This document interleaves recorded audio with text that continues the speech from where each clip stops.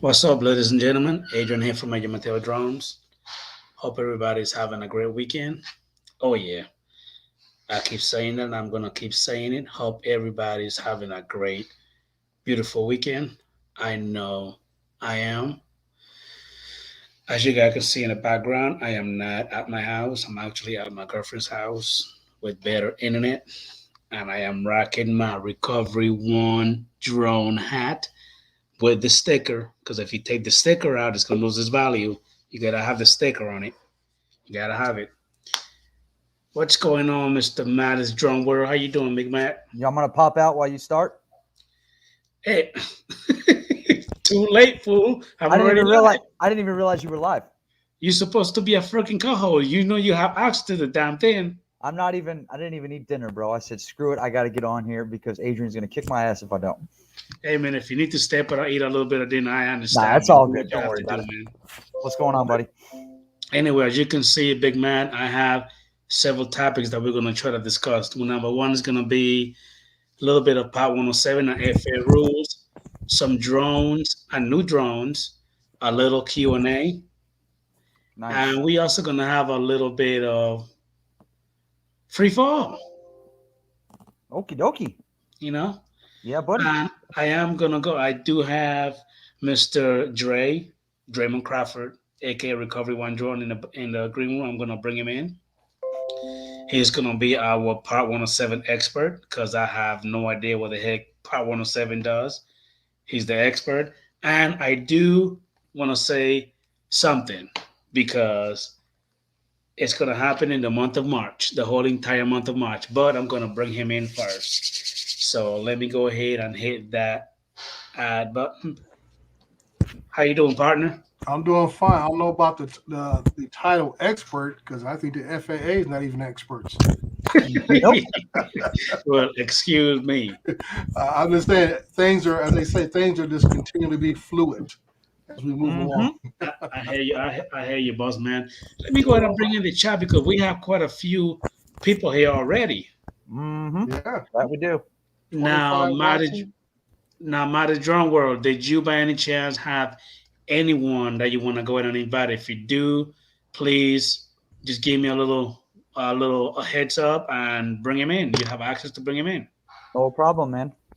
All right. Let me just go ahead and say hi to a few people that we have here. We got Mr. Third Eye View. What's his name? Do you know his name? Robinson. Robinson. Thank you, Robinson, for popping in. Mr. Matt Bagwell. We got Mr. TJ from Teach Giggles and Drones. How you doing, buddy? Thank you for popping in. We have Mr. Jody from Drone Shots. We have Mr. Mike Rennick. Thank you for popping in. We got Phantom Hodges. Hey, Paul. How you doing, buddy? Thank you for popping in. We have Mr. Mike B, aka the Drone Ranger. Mr. Johnny Drone Flyer. Michael from Fly Zone Drones. Who else do we have? I think I see. Oh, we have uh man, I forgot his name. What's Jack Rabbit's name? Scott Stop. from Jack Rabbit FPV. Thank you for popping in, buddy. I really appreciate you. We got Ken from Place It Here. We also have, I seen some more. Seen some more. Help me out. Seen some Did you more. get Johnny Drone Flyer? We got the Flyby guys. How you doing, buddy? We got Tommy Jean. Yeah, I got Johnny Drone Fly already. Ray We got Kelly? Mr. Ray Kelly. Thank you for popping in, buddy. Really appreciate the love and support. And I think no, we got Mr. JD from Hanging with JD. How you doing, buddy? Thank you for popping in. Justin in the house, Drones 863. We got Mr. Brian from TDI Drones and E-Bikes and Scooters. We got Mr. London Art in the house. Hey, man, what's going on? Thank you for popping in. A bit of fluff stuck to your chin. Yeah, I know, man. I know, buddy. I'm letting the beard grow a little bit. We got Mr. Bob Casey in the house. We have Mr. Andy from Ice Beach Andy. We also have the View Chaser, Danny. Thank you for popping in, buddy. Really appreciate the love and support. Who else did I miss? Anybody else? We got Mr. Spat. We got Steven Drones. I think I mentioned Tommy Jean already. You pretty much got them all. Yep, I think that's it. Anyway, how you doing, Dre? How you doing, Matty? Doing? I've been No. tinkering a lot. You been doing what? Tinkering. Tinkering, got you. I just put a digital Cadex Vista unit in this. Oh, okay. You're talking about the API. I thought you were talking about maybe fixing something around the house. Nah, I've been tinkering with drones. I just got done putting a Cadex air unit in that quad to make it digital. And what a pain in the ass. Did you have to solder anything? Oh, yeah. You got to solder the wires onto the actual unit itself. Then you have to solder the wires to your flight controller. And then you have to program everything. Yeah. But Gotcha. it wasn't Man, hard. at least you got it done because I have no idea where to start when it comes to soldering. Movies or videos, man. YouTube. I'm Yeah, telling you. a lot of people are actually good about doing it. It's like it comes natural. You know what I mean? But because some people have actually, grown around, doing that type of stuff their whole entire life. But anyway, we have quite a few people already in the chat. We have 28 people watching. Thank you for the love and support. Let's go ahead and get the job rolling now. What topic do you guys want to start with first? Do you guys want to do it exactly how I have it lined up, or do you have any preference, Maddie or Dre? However you want to do it, buddy. It's your I'm your show. host. Okie I just dokie. want to say something real quick. Thank you to Mr. Lloyd. Got my hat today. I know he might not be in the chat, but I got my official Grumpy Vlogger. So along with my AARP package I got in the mail and this, I'm officially an old guy. Nice. You got a nice app from Lloyd, the grumpy vlogger. That's Yeah. pretty nice. Yeah. And guys, I before I forget, before we even start, I do have an announcement that in the month of March is gonna be a giveaway for the whole entire month of March. I cannot hear you. I can't hear you, Maddie. That's because I'm talking to the family real quick. That's why. Oh, My bad. Okay. Anyway, there's gonna be a giveaway for the whole entire month of March. That means that every Saturday that I come on my show, we're gonna have a giveaway. Nice. Now, someone came to me with that idea, which happens to be an amazing idea, and I thank him very much for even thinking about me. You know what I'm saying? For doing that. It just so happened, that the idea was thrown at me. He said he was thinking about me. He think that it would be a good thing to do. So, without further ado, I think I'm going to let him go ahead and throw in a couple of thing or two about it. So, go ahead, take it away. well, Oh, okay. this is my way of thanking all you guys in the drone community. I watch as many videos as possible.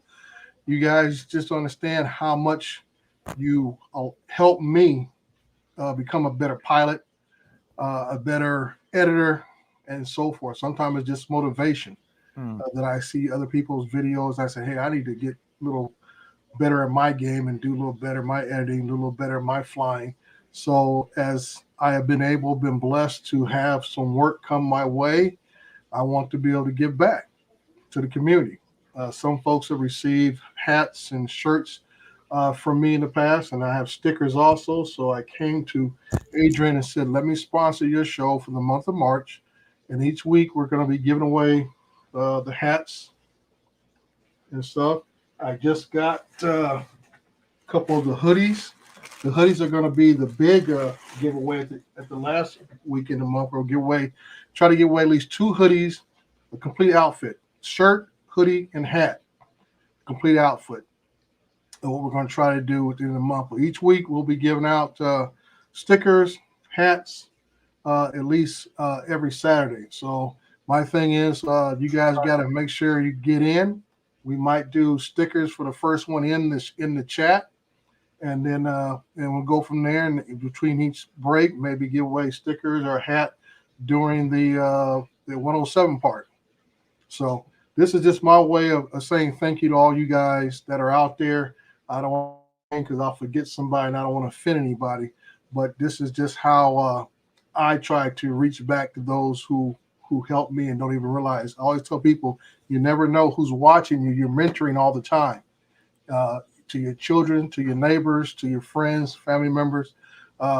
Your people are always watching you and how you react, how you act, and so forth. So this is just my way of just giving back to those who have helped me. Okay, Adrian, it's all you, bud. Hey, thank you for doing that, man. And I do want to thank you for even thinking about me and come to me about it. I really appreciate that. That means a lot to me. All right. Well, you actually surprised me, and I was like, "Whoa!" Just by you just doing that, man, that really means a lot to me. So again, thank you. Yeah. Well, like I said, I just want to give thanks to all of them, man. Like I say, a lot of these guys do videos, and I do try to watch. I do try to comment a lot of folks' videos. Like today, I saw, uh, man, the name escapes my head, right on the tip of my tongue. Uh, oh, but he had he was there for a running event, I believe, and he had his whole rig out there. He had a pop up tent. He had about almost 10 cones coning off his landing and takeoff zone. And I was just awesome, I was like, "That's good." And I said, "I got 3 cones. I know like 3 cones I normally use." And that just told me, buy some more cones, idiot. Because you might be to be at an event where I have a pop up tent, but like I say, I don't have enough cones to really call off a really good takeoff and landing location if I had to be where people might be running around or so forth. So Yeah, uh, just like I said, I see things and I try to incorporate the best things I see into my repertoire. got you. I understand, man. And again, thank you. That means a lot to us that you even doing that, because I mean it costs money for you to do that type of stuff, so it's not free. You know what I mean? But like you said, you were blessed with some good gigs on the side. So this is your way of giving back. And again, I appreciate you just coming to me with that idea and bringing it on my show. You could have do it anywhere else. You could have do your own show for I know, but you came to me, and again, I really appreciate that. Yeah, well, like I said, we got enough shows going on as it is now. Like I said, I appreciate Johnny Drone Flyer putting out another schedule. But I was commenting with some other day. I said, we got so many channels now. We're actually stepping on top of each other, and everybody can't be in everybody else's chat live stream at the Yeah, same time. yeah, So we need to try to pick some other days. I know everybody's kind of ran away from Thursdays, but I mean, Ken can only take up so much time. So early before Ken on Thursdays, or maybe afterwards, somebody can fill that slot. 'Cause I know Mondays and Tuesdays are pretty filled up. Wednesday's got a few shows. Friday's got a few shows, and Saturday, and Sunday's got a couple of shows. So Thursday might be the only day somebody can do an early show or a late show. But yeah. right now, we are actually stepping on top of each other, and that doesn't help anybody at all. Correct. We all want to be supportive of one another and everything else, but it's hard to support each other when we're all on at the same time. Correct. I do want to welcome Carolina Airshots to the show. Thank you for popping in. We got Dan, the droning veteran. Thank you, sir, for popping in. I really appreciate the love and support. Thank you, thank you, thank you. If I miss anybody, please go ahead and call him out for me, Maddie or Dre. I don't want to miss nobody else in here. So let's go ahead and go to our first. Oh, we got Mr. Michael McReynolds from Michael Drones and RC Hobby. Thank you, buddy. We got Mr. Ed. Love my drone. Thank you, sir, for popping in. Really appreciate the love and support. Let's go ahead and go to the part 107. Now, as you guys know, I mentioned this before. I am practicing and studying for my part 107. I still have a lot to learn. So I do appreciate Dre. He's actually been encouraging me to go ahead and keep studying for me to go ahead and get my part 107, and I appreciate that. He might not do it every day, but when he get on me, he do ask me how I've been studying, so I appreciate that. Hey, Scott Denal, how you doing, buddy? Thank you for popping in, sir. Now, Um, who are you using to study? What are you using? I got Remote Pilot 101, but I do remember that you went ahead and also sent me one for me to go ahead and study just in case I get bored of the other one. So I got it, but Yeah. I'm going back and forth a little bit. But I Okay. mean, I'm still kind of stuck when it comes to reading the map and all the other stuff.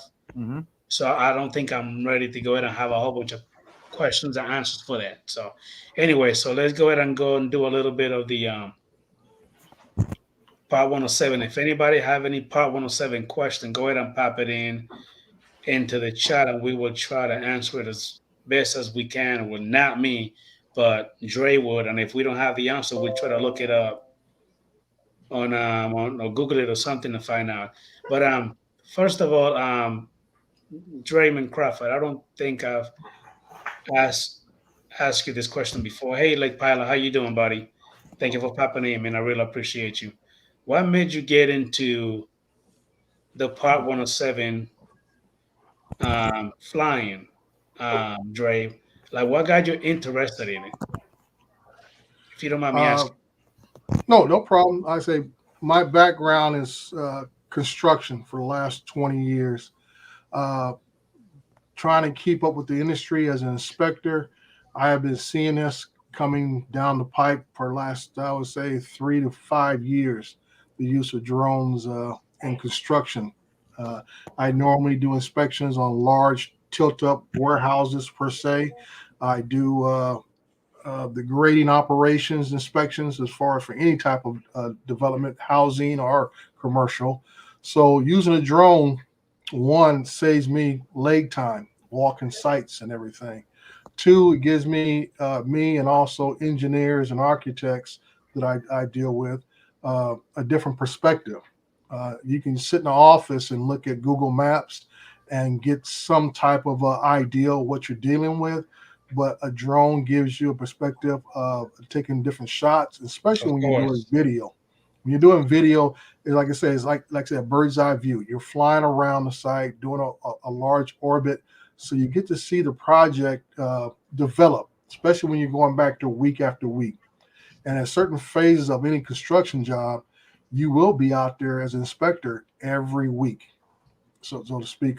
So you see the project grow, and that's why I encourage people to who want to go in this direction of doing construction inspections is learn software like Litchi, Drone Deploy, Pix 4D. There's a few others out there, but those are the main three that you'll be using. I should say here in the United States. I know in other countries there might be a few other ones like DroneLink. I know it's big over in Europe. There's a few others I can't think off the top of my head that others use, but those right there, and like I say, learn to use panorama stitching software.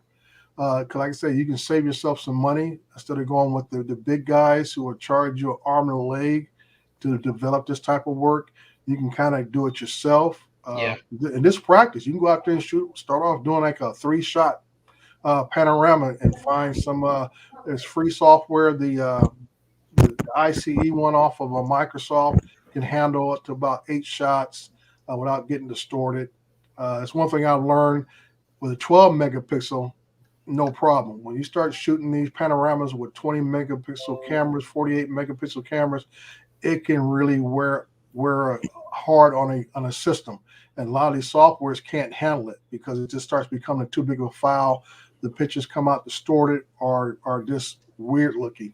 So that's something you got to look at also is what your computer can handle and the software you're using, what it can handle. So that's another aspect of that. But for me, that is what it's been about for me. That's why I don't get to go out since I become 107, fly for fun. Like I did a video the other day of my wife's car. That's me goofing around, but my approach to that was just as much as I do anything else. Now I'm going to show you this right now. This is the job I did today. This is my shot list. Nice. Okay. This Yeah. is the job. This was a Dollar Tree store. And this was the shot list right there. Okay. And they give me a whole list of different shots, everything Okay. else. Okay. So, like I say, my mindset is always about work. So, Work, so, work, so work, work. let me interrupt you for a second. So that list is Uh-huh. what you always tell me that you always write down exactly what you're going to do or what Yeah. you do. And the reason why I do that because that is what you'll get from clients. They'll ask you, hey, I need you to shoot 10 shots at this height, shooting all the directional corners of a location or whatever, boom, boom, boom.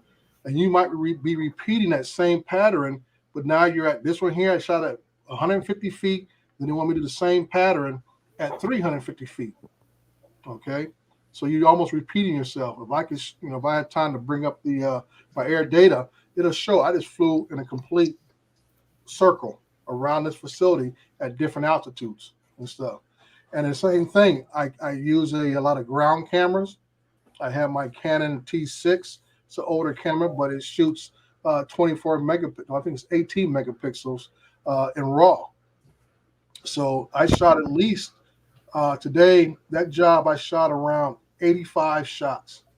I took about at least 20 on the ground and another 40 plus, 50 plus in the air. And I said I shoot. I was going to require to shoot 32 shots. Yeah. But I shoot a lot more just in case if I'm not really happy about how the shot looked on my screen. I don't want to wait till I get home and see a bad shot.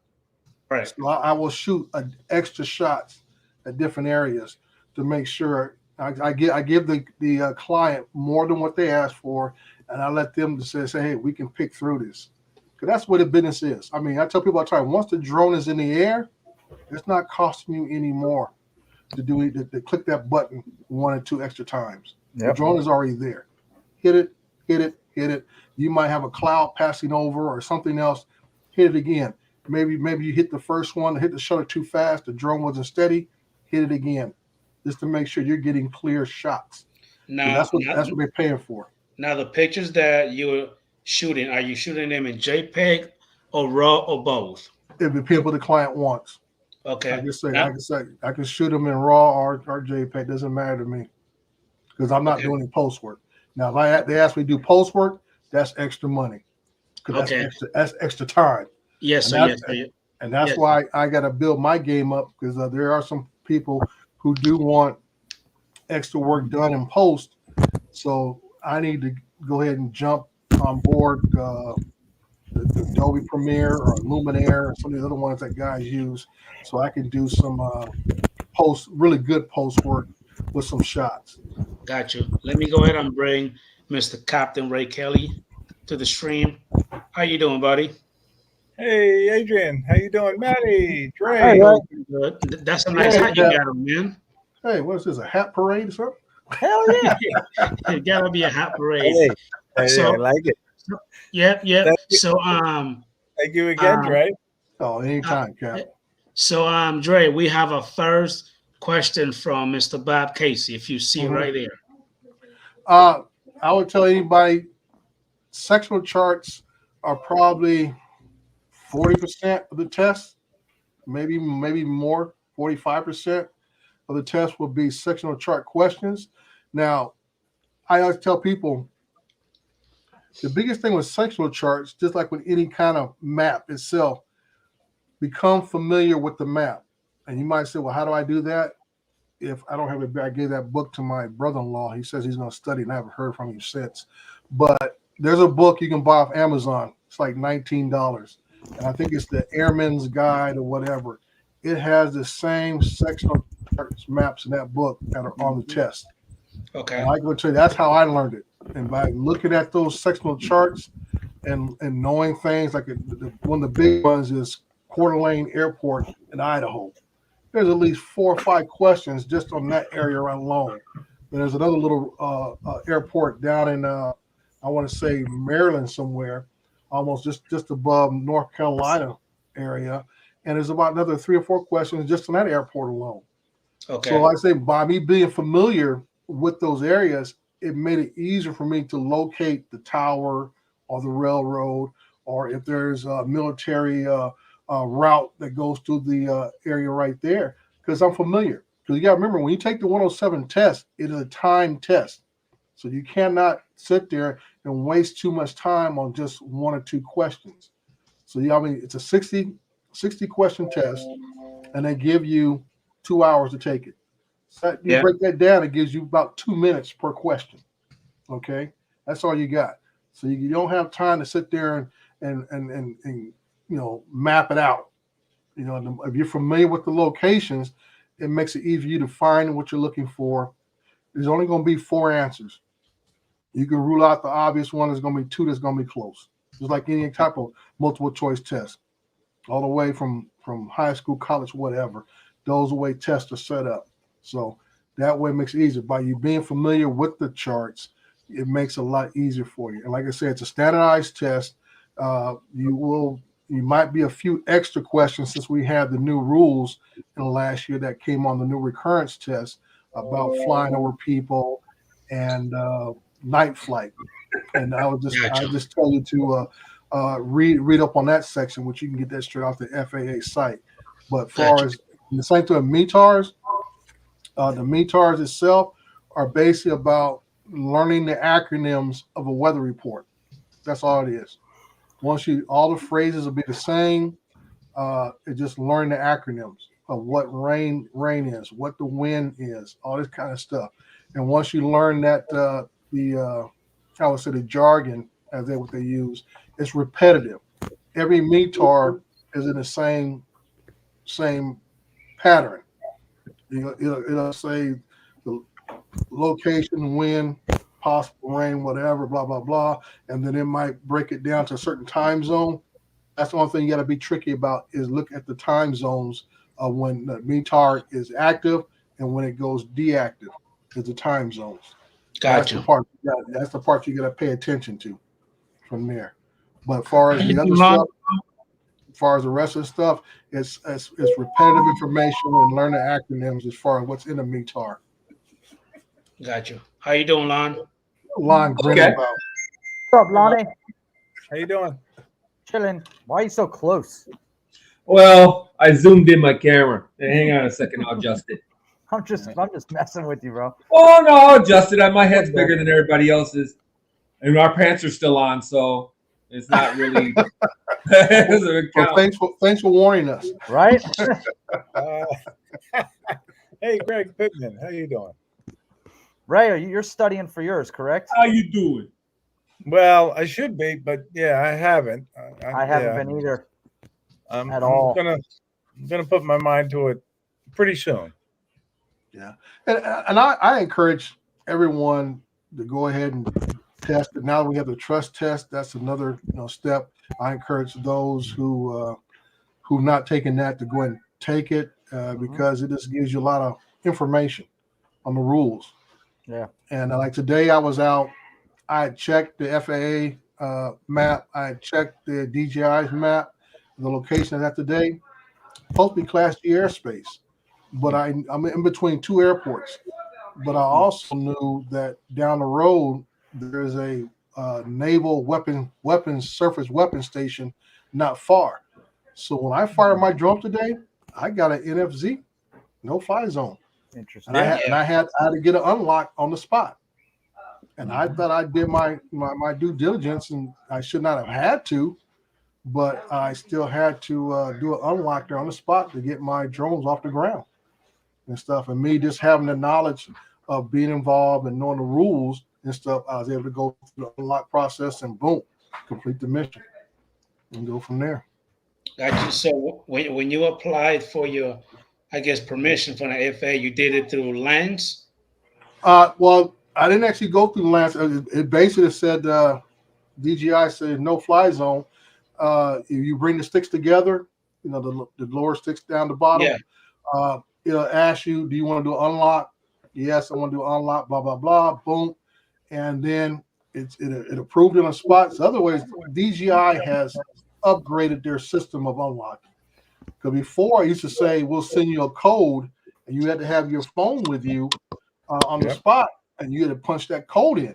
And then they would confirm you as an unlock. Now I have to use it because that's what I was about to do.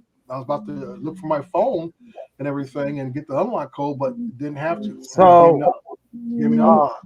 For that situation there, for what I found is, I believe you have to do the unlock code through your phone every. I want to say maybe every 4 or 5 days, because mine, once I do the code with the phone, it'll allow me to unlock where I'm at for, I don't know, maybe a half a dozen flights throughout the week. And then it will come back and ask me again after a certain amount of time. I'm not sure if they still do that. I haven't unlocked it. I haven't had to do it in a while, so I'm not sure. Go ahead, Lon. The master unlocker. I'm just kidding. If you go to the DJI FlySafe website, you what you do is you register yourself and all your drones on the website, and then you can unlock any NFC pretty much. Yeah, because all of my drones are listed in a package that I submitted probably a year ago, and even though the 2 drones I acquired recently, they once I logged in with those drones with the remote control, it automatically add those drones to my list. Of all the drones, I got like 10 drones on my list that are there for my DJI unlock, and I was kind of surprised because I was going to add them in manually, but they were already there. So that very much could be the case, Lon, that my stuff is already there. I was logged in because I'm connected to the internet. Using my phone as a hotspot. So all I did was just go through the process of hitting the thumbs in and unlock, no problem. Because I have not had to ask for unlock in over a month. So I know that that could not be the process. But I believe because I have a COA and I have my list of all my drones on DJI's unlocking list, that I'm able to grant it now because that process has changed. Right. That's why I was helping Third Eye Robertson because he couldn't fly around his house because he lives by Fort Hood. Right. Yeah. And I explained it to him. He's like, no way. So he rebought the Air 2S because he sold it because he couldn't fly around his house. Yeah. And now he can. You know, so it's a powerful tool. You just go to the FlySafe. Like I said, you register your drone one time. You give your information one time. You go over all your information. It gets you in the system. And then when you're going somewhere to fly that you even have a question about, you just go on the website. You can unlock. I unlocked his area from Michigan. I unlocked the area in Texas. I unlocked Ken Dobo was trying to tell me you can't fly around Key West. I go, really? And I unlocked the Key West area real time with him on the phone. Yeah, really? and that's why I tell folks, some people have that phobia that I don't want to register this, I don't want to, activate that, and I don't want to update this. And I said, well, all you're doing is causing more of a hurdle for yourself, of course, in the long run. Yep. I mean, this is just up to you as an individual, but then don't get upset when you can't get an unlock or get a clearance. Exactly. Because you didn't want to register this or unlock it or update your system. Woo. So at the end of the day, go ahead. Oh, I'm sorry, man. I thought you were go ahead. At the end of the day, all they really want to know is who you are. That's it. So if there's an issue, if something goes wrong, they know who to tap. Yep. Right. Yeah. That's all it is. Right. Some clown is landing on the tarmac at the airport. And I always got to remind people. I remind people 2 things. I said, do you have a driver's license and do you have a Social Security card? The government has all the information they need to know who you are. Oh yeah. Oh yeah. Those 2 devices. So pretty much everybody above the age, I would say 21, even if you lived off the grid as a kid and didn't get your license till you're older and didn't get a Social Security card till you're older, you got those 2 things. You are in every government database. Yep. Automatically. Right. Now there is one thing about unlocking on the Fly app when it comes to an Android device, and I don't know if anybody else has had this problem. When you go to unlock on an Android device, it makes you reset your app, and then you have to do it again. Really? Is that a Fly app issue? Because I never had to go through that. Are you on Android? Oh yeah, I use Android and Apple. When you fire it up and you go to push the 3 check marks and then you hit OK, it'll say at the bottom restart, refire up or yeah. I've never had to do that. It happens to me every freaking time on all my devices. So stop doing it that way. Easier for me. Go to FlySafe. Where I'm at, I have to unlock every time. Yeah. Go to FlySafe.com on your phone, and your drone to automatically be unlocked. Will you tell them, Dre? Your phone, you launch your drone. You're unlocked. Well, you go into the app, and it says unlock the geo zone at the first page. You tap it, and it'll have all your unlocks in the list. Oh yeah, right. You can set them up months in advance, or I believe months at a time. Now, Matty, have you tried this with the Go 4 app or just the Fly app? I don't run the Go 4 anymore. I don't have a drone that'll run it. Well, that might see. All I use is Go 4. I don't have anything that uses the Fly app. So okay. Well, I can't speak on that because I don't have anything that has a Fly app, and I'm not looking forward to it. Yeah. Oh, I'll tell you what, it is getting better. The latest update on it. Lon, have you noticed that the icons on it are a lot easier to read now? They've got like They're a bold lettering outlined. behind them. Yeah, they're outlined. They're outlined in black. So when you're Yep. flying against the sky, especially here in Michigan, Hell yes. where the sky is white. Much Now, easier to see. now, guys, give me a couple of minutes. Hold on. Let me say hi to Chris Miller, Gary, aka Brown Ariels. We got Chris Hope in the house. I'm fucking freezing.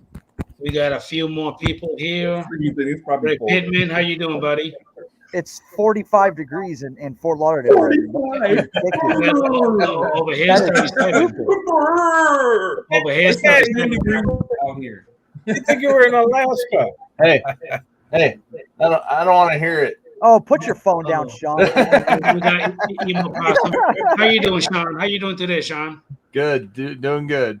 Thank you for popping in, man. Thank you for popping in, but I really Sean, appreciate it. Sean. Now, are you a 107, Sean, or do you plan on it, or do you just say no? No, I haven't done it. I should do it. I need to do it. I think you should. It's good to have. Where are you at, Lon? Just 18 degrees. There you go. Yep. That's my ass. In Michigan. Yeah, Right, I it's know cold up by you. I know Lon's cold. Yeah, it's chilly, you know. What's the temperature where you at? Are you down in Florida, Kat, or are you up in New York? Yeah, 45. 45 degrees. I got you all beat. I got you all beat. Oh, you, Drake. Damn you. Oh, 59. man. He's at 59. That's nice. That's great weather right there. Right? Like it's different if you're used to the north, but I was born and raised in Fort Lauderdale, so to me this is not that's normal. cold. That's cold. Yeah, it's cold to me. Yeah. I get it. So, Lon, is it snowing over there, Lon? Holy See that shit right there? not cool, bro. At -4. Yep. Coming up in a couple days. Not I think cool. it's supposed to get down to that tonight. Oh, it's supposed to get down to 0 tonight. Sorry. Adventure FPV, what's up, Lee? And I do want to say hi to Drone ANU Visuals. Thank you for popping in, buddy. We got Venture FPV. Thank you for popping in, buddy. I really appreciate that, man. Hey Ray, quick question. What do you think about the logos for the South Florida Drone Meetup? Yeah, no, that looked good. Yeah, you did That a good would job. be, You did it. That You would be did it? Lee. Adventure FPV did them. Nice. Oh, nice. Nice, Yep. Lee. Very, very nice. Yeah. Yeah, we came up with a logo, so hopefully Mr. Captain there approves it. We're going to start using it for our flyers and all that good stuff. So Adventure FPV, are you gonna come to the drone meetup? Oh, look at that. See what Adventure FPV just wrote? Oh, never mind. My bad. Where'd it go? There it is. Guess he goes to Yay! Florida. He's coming. Nice. What about you, Sean? Are you coming? That's a ways away from me. Lee, Number 71, Lee. You're number 71. it's good to see you coming, bro. Who's number 69? Billy? That's his favorite number. So if anybody else has any questions about 107, please throw them up in the chat. I haven't seen any more yet. That's why I keep popping everything in to see if anybody putting anything in. Right, I'm he's gonna have to coming. hit you up one of these days on that, just for some help on pre-testing and stuff. There's a lot of places out there pre-testing. I tell folks the way I learn. I know everybody learns differently, and my thing is repetitive type stuff. You know, flashcards, or I listen to what's the guy, the camera guy. Him and his wife do the camera shows. Oh, Tony Jessup? Yeah, I used to drive around in my truck when I was doing inspections and just listen to that thing all day long. I put it on repeat, play it again, put it on repeat, play it again, put it on repeat, play it again. Who are you talking about?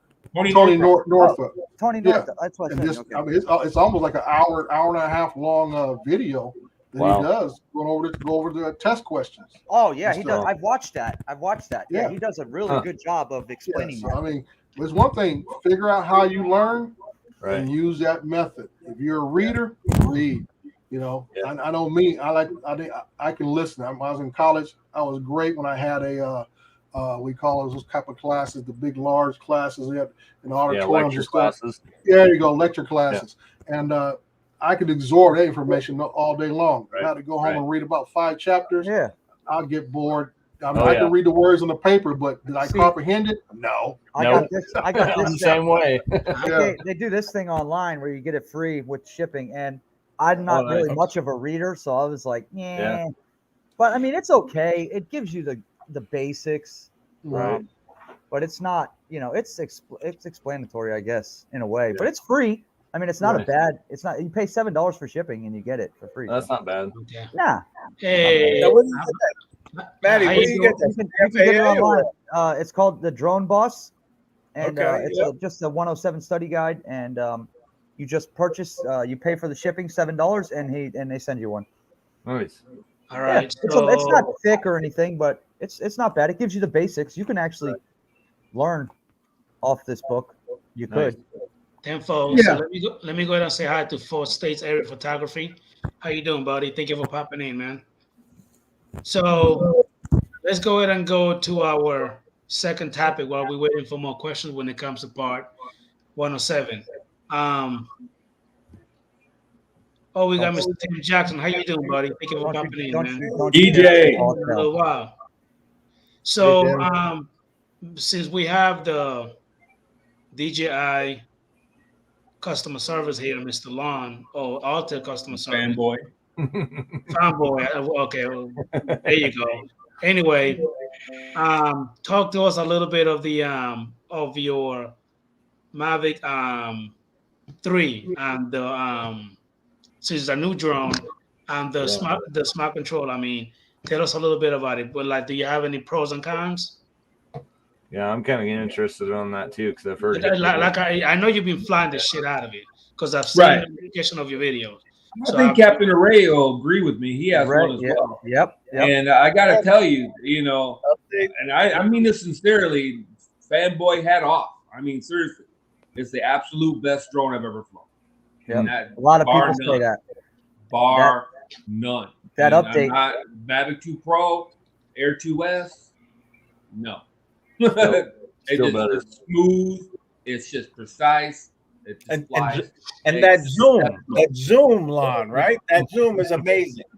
I don't even use it, but they have zoom on the regular camera now. Yeah, so I saw here's that. my theory. I bought this drone for the 4/3 sensor.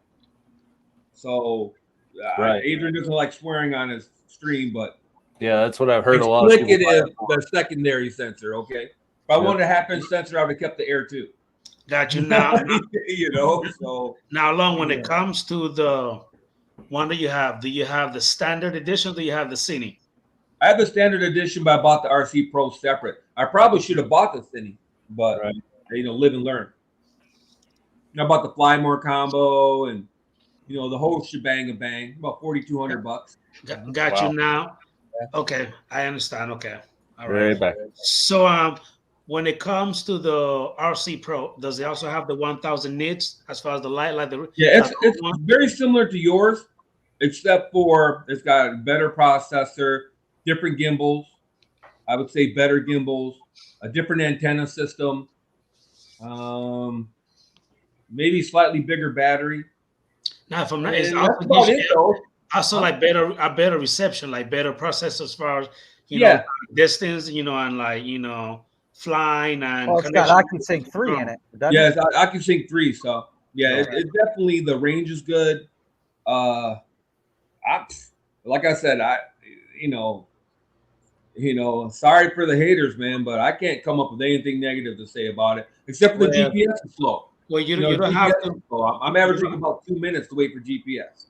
I don't think it's anything to have to do with haters. It's just that some people just gonna talk crap about a drone no matter what. I mean, some people are having issues with the drone indeed. You know what I mean? And hey, every drone is not perfect, just like a freaking car. When I used to have my Nissan Titan, you know what I mean? It was messing up when somebody else had a perfect one. But mine was giving me issues when it was still brand new. Hey, how you doing, Bill? AKA Coast to Coast Drone. Now, I don't own the Mavic 3, and I can't speak to the issues with the satellite GPS acquisition, but I got to tell you, that was another question for you. A couple minutes to me is not that big of a freaking deal. Dude. I mean, get everything, dude. When you get to your where you're flying, fire it up, set it down, and then set everything up. Done. It takes care of your issue. The bottom line is, if you've been around for a while, I'd wait 10 minutes for a 3DR Solo to boot up.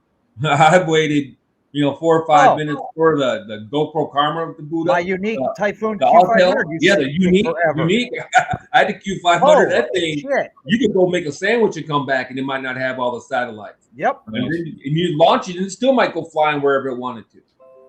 So when you've been around for a while, and the Air 2 also had satellite connection issues as well. It took 4 or 5 minutes sometimes for the drone to pick up satellites. Yeah, and Before that's update that one. a good point, because I believe a lot of the incidents people are having with the Mavic 3 and even other drones, they're not waiting to get sufficient satellites, and they get in a hurry to take off. So the first question when I see somebody said they crashed or something was wonky with their drone, first thing I ask is, how many sats did you have? And 9 times out of 10, they can't tell me. Or they'll say, there's a guy in Chicago. 8. yeah. I only had like 7 or 8. I said, you didn't have no sats. I tell people all the time, I said, you need at least 11 or more sats to have a secure on. And I don't even like flying with 11. If I'm down around 13, 14, I'm flying real nervous, and I'm watching my drone the whole flight nonstop. I get comfortable when I'm at 16 above. I get a little comfortable.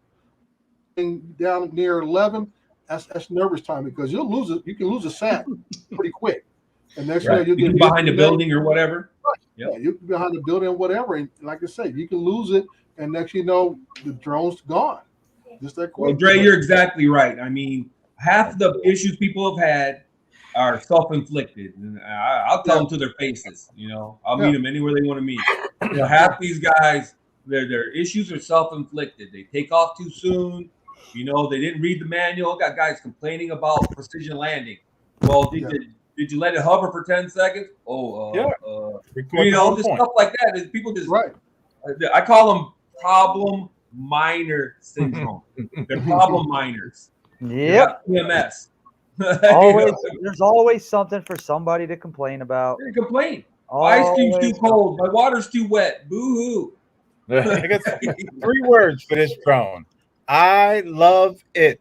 I tell you what, that 2-minute wait for GPS all melts away when you see that image. Yeah.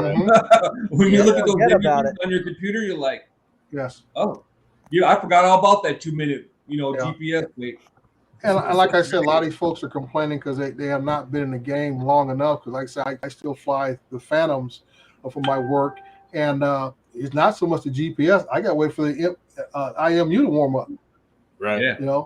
That has to warm up. Like my first flight out, that warms up, and then I got to wait for the sats to get up there. So like everybody says, go ahead and set everything else up, and while that's sitting there, everything will be online. By the time you're ready to go fly, you got sufficient satellites, you got your return to home locked in tight, and ready to go. What? So tell you something positive about the Mavic 3 I've noticed. 0 magnetic interference issues. Right.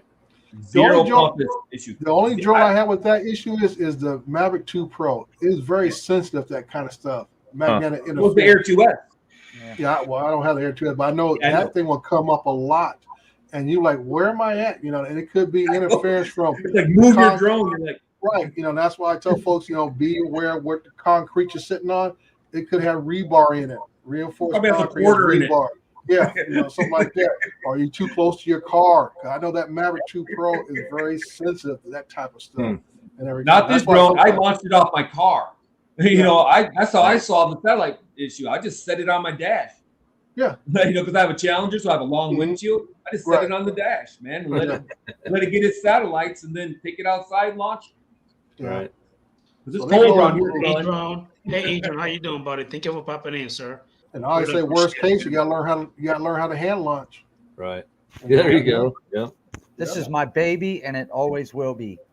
This is my baby. Hey, I'm gonna end up upgrading it. But I'm not. I have no reason to do it right now. When I do the 107, that's when I'll upgrade it. But for now, hey, Matty, you see that little gimbal cover that you have?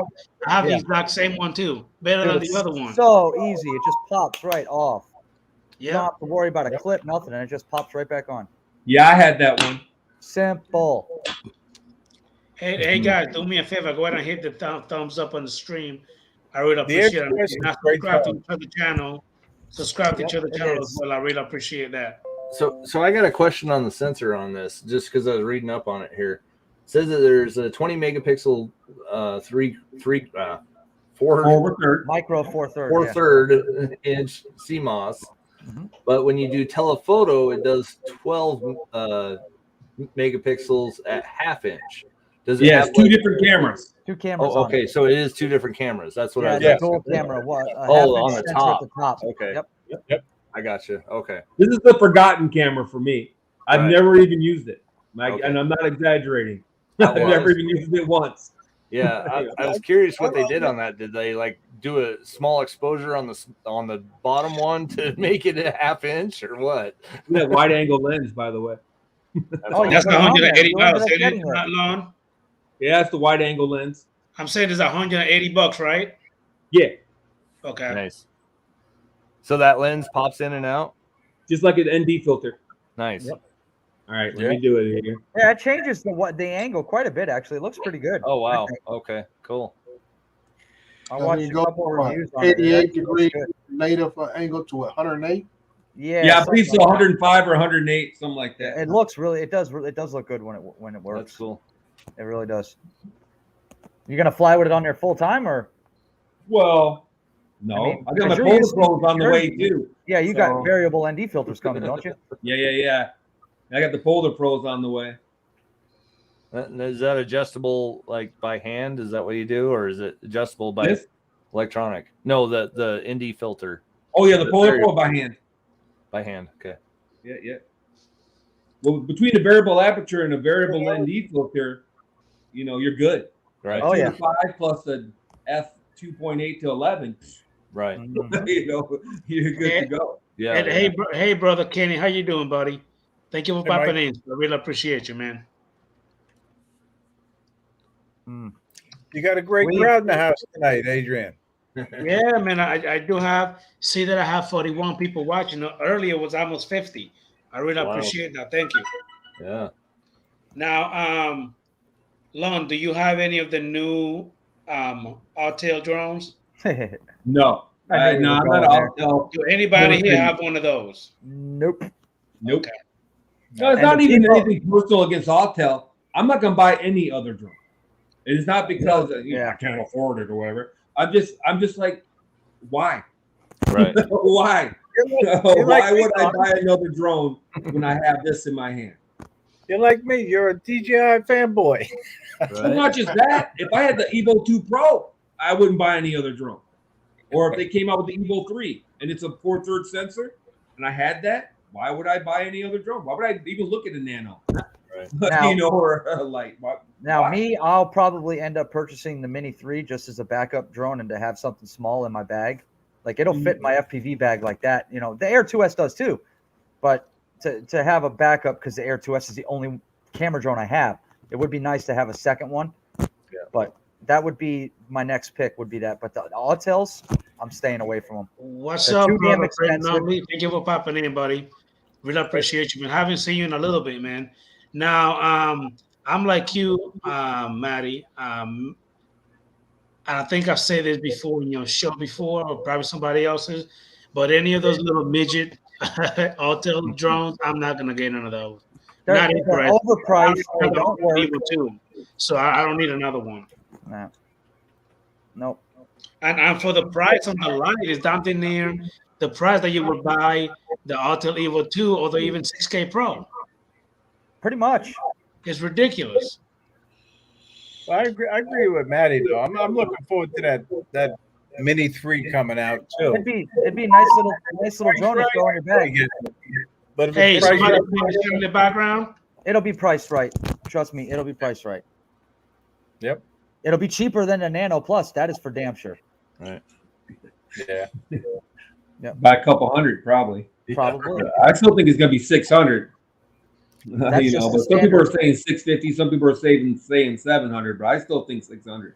Oh, 600 and, makes sense to me. and by the way, this guy, I'm not gonna mention his name, but I think he goes by Maxi 420. He's an Autel and a DJI hater. He hates DJI. I don't know why. He just messes with you. He doesn't actually hate him. He has an Inspire 1. His So Tammy has a Phantom 4 Pro, a DJI FPV drone. why he keeps saying that? because that's a joke. That's an inside thing that he's been doing. Oh, okay. Tenfold. On every stream, he writes in there, DJI sucks in all caps. But you know, some of you guys are drone collectors. I'm True. a drone flyer. You should just save up, and when you get the Mavic 3, keep the Air 2S as a backup. That's true. Yeah. That's You true. know? I was actually going to Quit sell buying the Air drones you 2S. don't need, man. I was going to sell the Air 2S to help with the Mavic 3, but Oh, that's a point. But if you spend $600 on a Mini 3, that $600 could go towards a Mavic 3. Right. true. And one thing is with me, I think I'm kind of tired of the small drones. You know. Anyway, let's go ahead and get to the next topic. What is the next one? Let me see here. Come on. Look at this. So, professional let's show. go. We've got top- Strippers? So we already said part one of Strippers? stuff. We covered drones. The next topic? Do anybody have any questions for any of the people on the panel? If you do, please go ahead and pop it in the chat, and we'll try to answer it as best as we can. How you doing, Mr. Jim Droney? What's up, Jim? Thank you for coming in, buddy. While we're doing that, let's go ahead and let's go ahead and mention again the giveaway in March. Lon, if you weren't listening, or anybody that came in after, it was said in the month of March, we're going to have a giveaway every week, every Saturday on the month of March. Nice. And that will pretty much be sponsored by Mr. Draymond Crawford, aka Recovery One Drone. That's this guy right here, that good-looking guy with the big guns right here. And I'm just going to go ahead and let him go ahead and say it again, what it is that he going to go ahead and do on my show. Again, thank you for even considering it, doing it on my show. Go ahead, take it over. Like I said earlier tonight, this is my way of thanking all you guys in the drone community for inspiring me, helping me. A lot of you guys don't realize I try to watch as many of your videos as I can. I pick up tips on how to fly. I pick up tips on different things that you do, especially editing. That is one thing I'm trying to push myself to be better. So I for videos, I try to comment and hit the like as often as possible.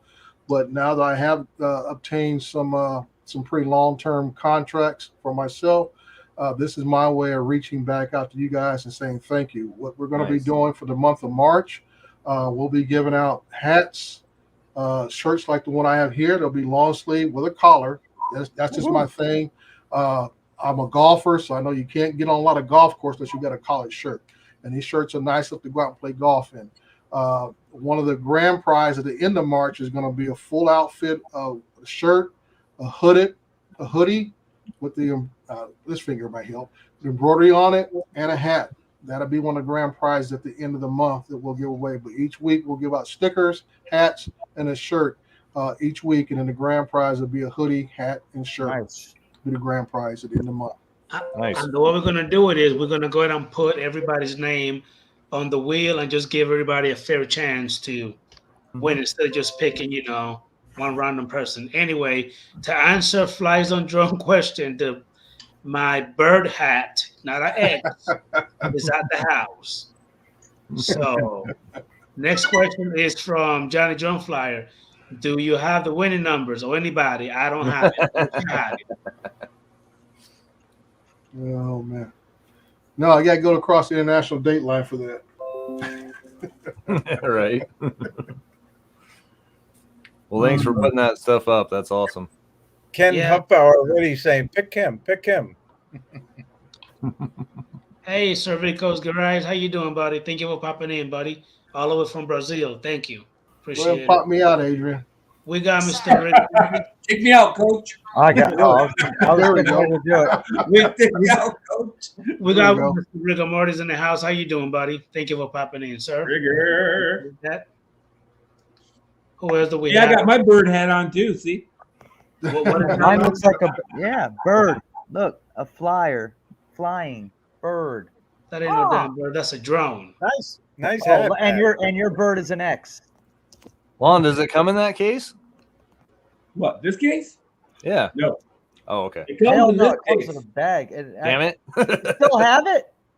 Yeah. Oh, dude, I need to get that off you. dude, you know what? For all the hate, The man bag. the more I look at this bag, It's a damn good bag, it's bro. a goddamn nice You could bag. fit It's a 2 drones in seriously there. nice bag. Hell yeah. Right. Okay, I Lon. never really paid any Just don't attention. let me catch you in San Francisco, Lon. It turns into a backpack and everything. Hey.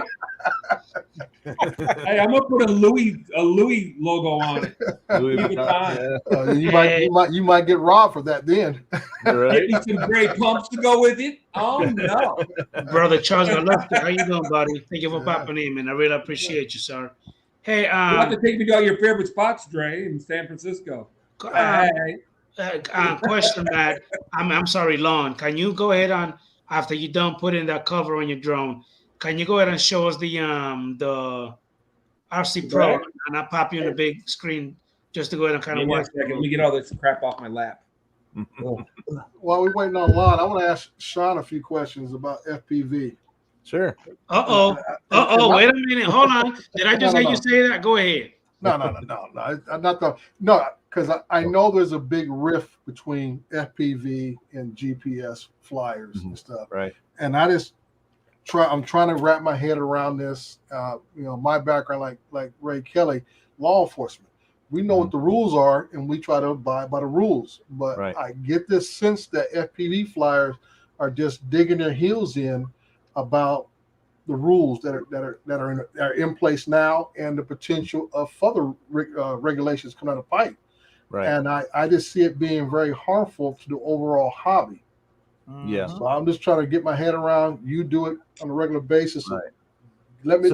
Tell me what's going inside your head.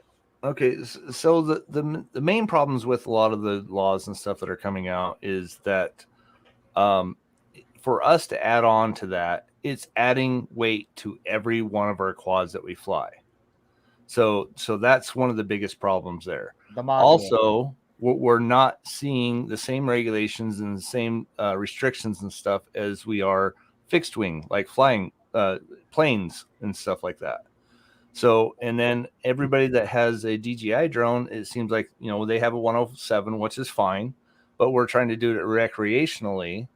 But unless you have a 107, then we're still not allowed to fly.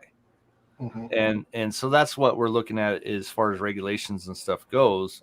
But the main aspect of it is that we're trying to get under that 250 gram mark now because of the laws and stuff. Well, that restricts us to a lot of different things when it comes to that. We don't get the good freestyle type flights. What are we going to do during races? Like there's a lot of different aspects when it comes to FPV quads. We can't all be in DLR, so DRL or DRL, excuse me.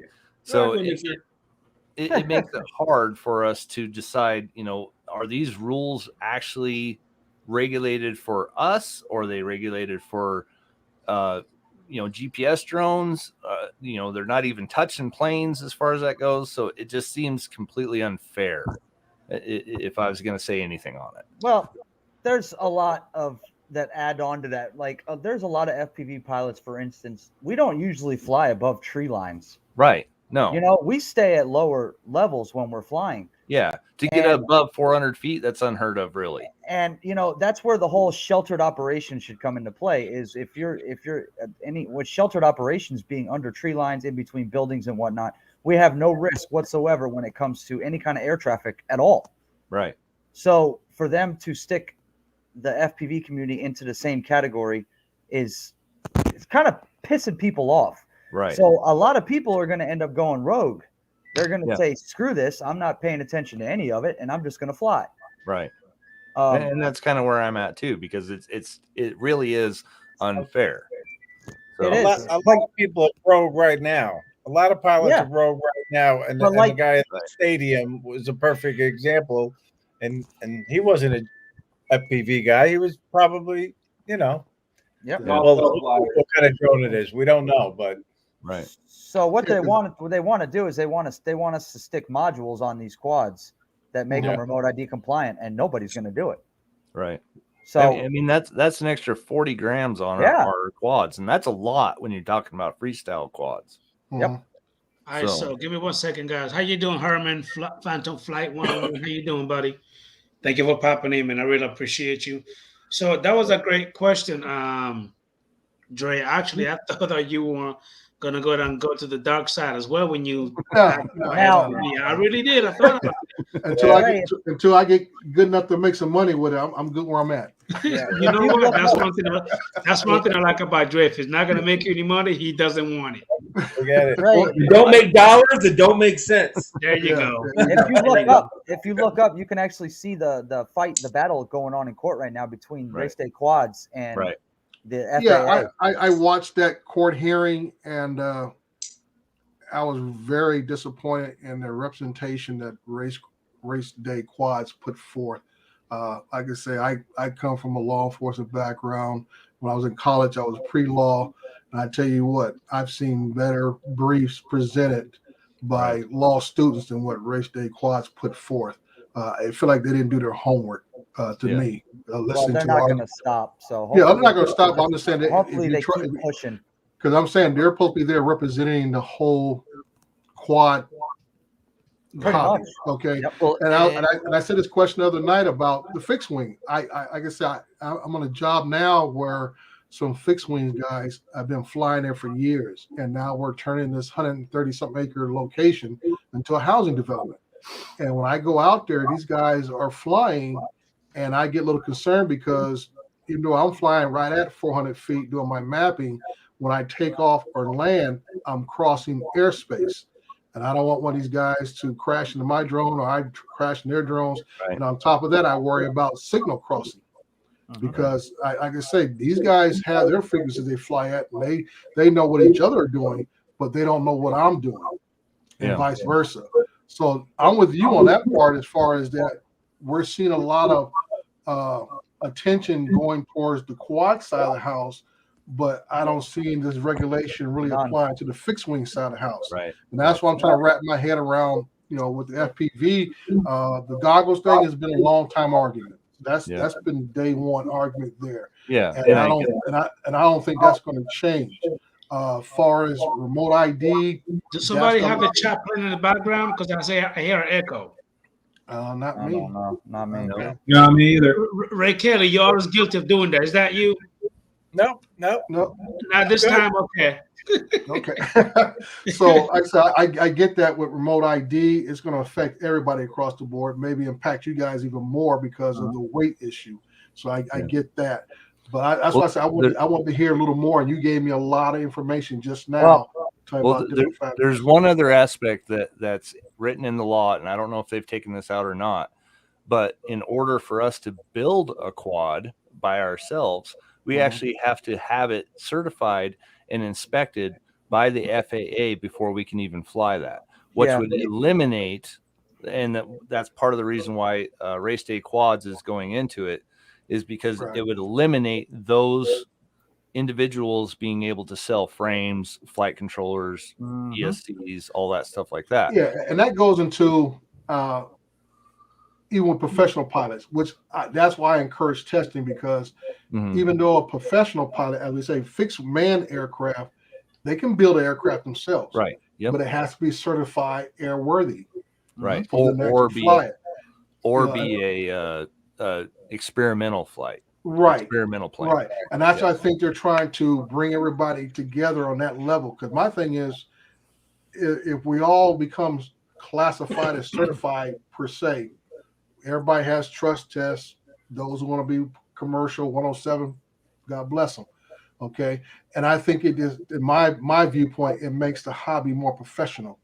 Because even you do build one at home, and they might be, okay, I'm sure they're going to have somebody, like you take it to DJI, whatever store. They say, okay, we give our blessings to it, and voila, go fly it and stuff. I'm sure there'll be some type of thing, just like a guy who builds his own aircraft out in the barn. Somebody's got to come out and look at it. Right. Or he's got to fly to an airport to say, hey, who's the local keeper of the flight, and come bless my aircraft so I can go fly it. And so let me tell you something about one thing about VTOLs and planes. They don't get any grief or any shit. Is because most of them are being flown on AMA airfields.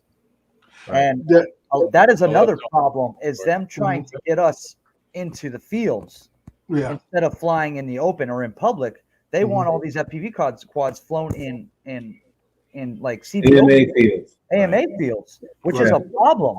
That's a huge problem. Our guys here won't let us fly here. They hate quads. Like the guys down by here in Fort Lauderdale, I cannot go to the AMA field. I won't even go close to it. And that's my next thing is that, what is it, because they own the field themselves, or they don't want quads flying in the area with their planes?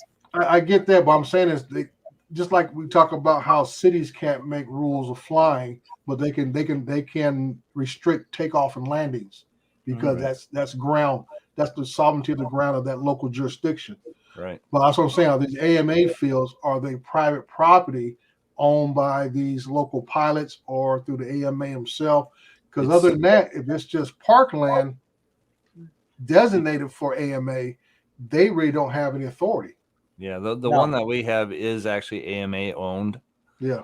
And managed by the AMA president and stuff here in town, but they do not want us flying there at all. If you even show up with a quad at all, they're like, get the hell out of here. Yeah, they're pretty nasty. They don't want anything. They don't want them anywhere around them. Now let me go ahead and say welcome to Unlimited Vertical. How you doing, buddy? And thank you, Bob Case, for actually talking about Mr. Drone ANU Visuals channel. He had only 28 subs. Now he up to 33. So if you guys could go ahead and give him a follow, I really appreciate that to help him out. Yep. That's Drone ANU Visuals. He actually popped his name on the. There you go, right here. So you guys go ahead and follow him. I really appreciate that. Yeah, great.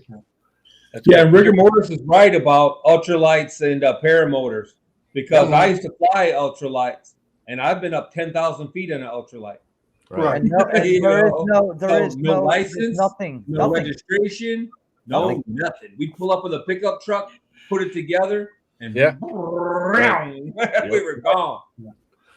Well, I just want to direct. I saw Phantom Flight 101 there talking about AMA. That's why I was asking about AMA fields. Who owns it? Who runs it? Once again, they don't own airspace. Just like local jurisdictions don't own the airspace, it's federally regulated. So once again, we're at the same crossroads that, okay, now you're regulating my takeoff and landing. Right. The AMA is. Well, the funny part is that this one's right next to the airport. Private property. They can tell you can't take off and land there. Right. That's what I say. That's why I was asking about who owns the property rights and all that kind of stuff. They can dictate that.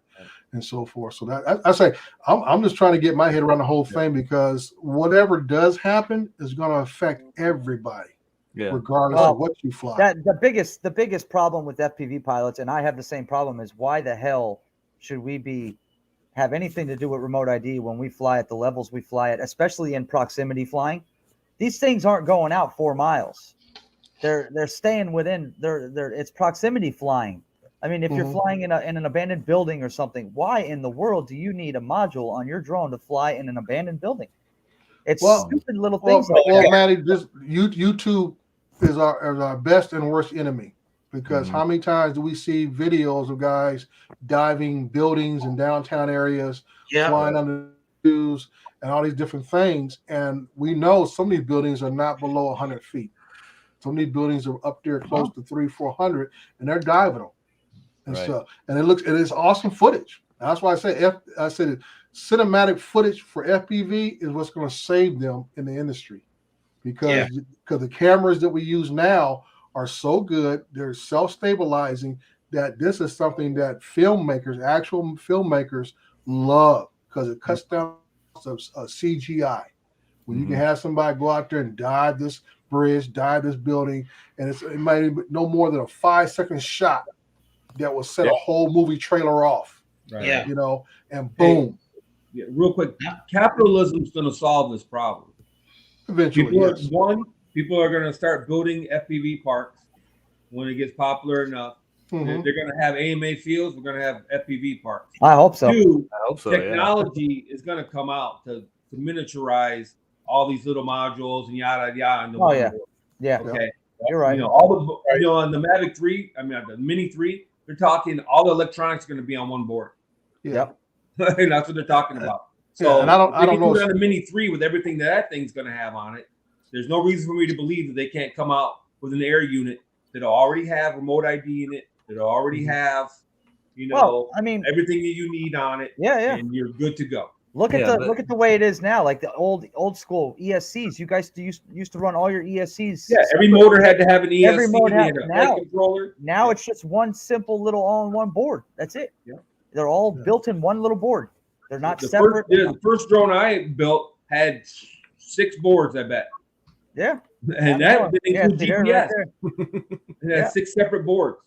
Yeah. Okay. That had to have on it. I know all Steven is in the chat still with the flyby guys. And Steven is over in one of the Asian countries. I don't want to say the wrong one, so I'll just leave his Asian country. And he does a lot of professional shows and record stuff. And I know he does it in very different countries, so there's a lot of different regulation. He has to jump through hoops and everything. I wish he could chime in and let us know. He's over in Taiwan. He's over in Taiwan. Okay, yeah. I'd like to hear him chime in and maybe give us some insight on what he's seeing around the globe, right?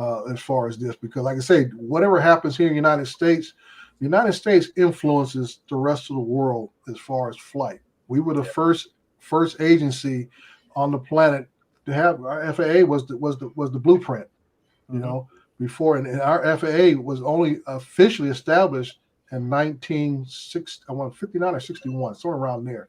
So basically, it's the same age as me. Cap's a little older, but it's right in there. So whatever the United States is going to do, it's going to follow suit around the globe for the most part. And I say it might be more restrictive in a lot of places like it is now. You try to go out of country, I hear the same question all the time. Hey, I'm making a trip to Mexico, Taipei, whatever. What's the rules on travel?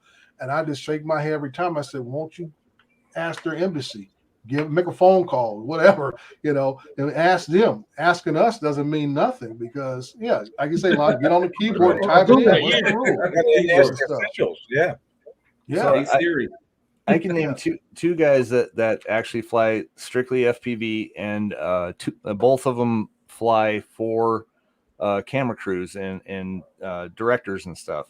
One of them is Johnny FPV. He flies for Red Bull and does all the car chases and stuff like that.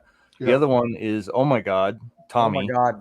He's the stuff he's doing right now is awesome. Yeah, he's in Alaska right now. He's doing it for Deadliest Catch. Oh, cool. And he did the Bay thing. He actually lost his DJI FPV drone going out to one of the ships. Yep. But so the rest of his stuff was all just FPV drones, just like this. Right. That's all he uses. Okay. Well, so like I said before, more cinematic. The FPV drone. Well, a lot of people have gone to FPV lately for that stuff. Football fields, basketball fields, golf courses. Yeah. Well, like I said, FPV because of the amount of speed they can run at, gives that sense of excitement.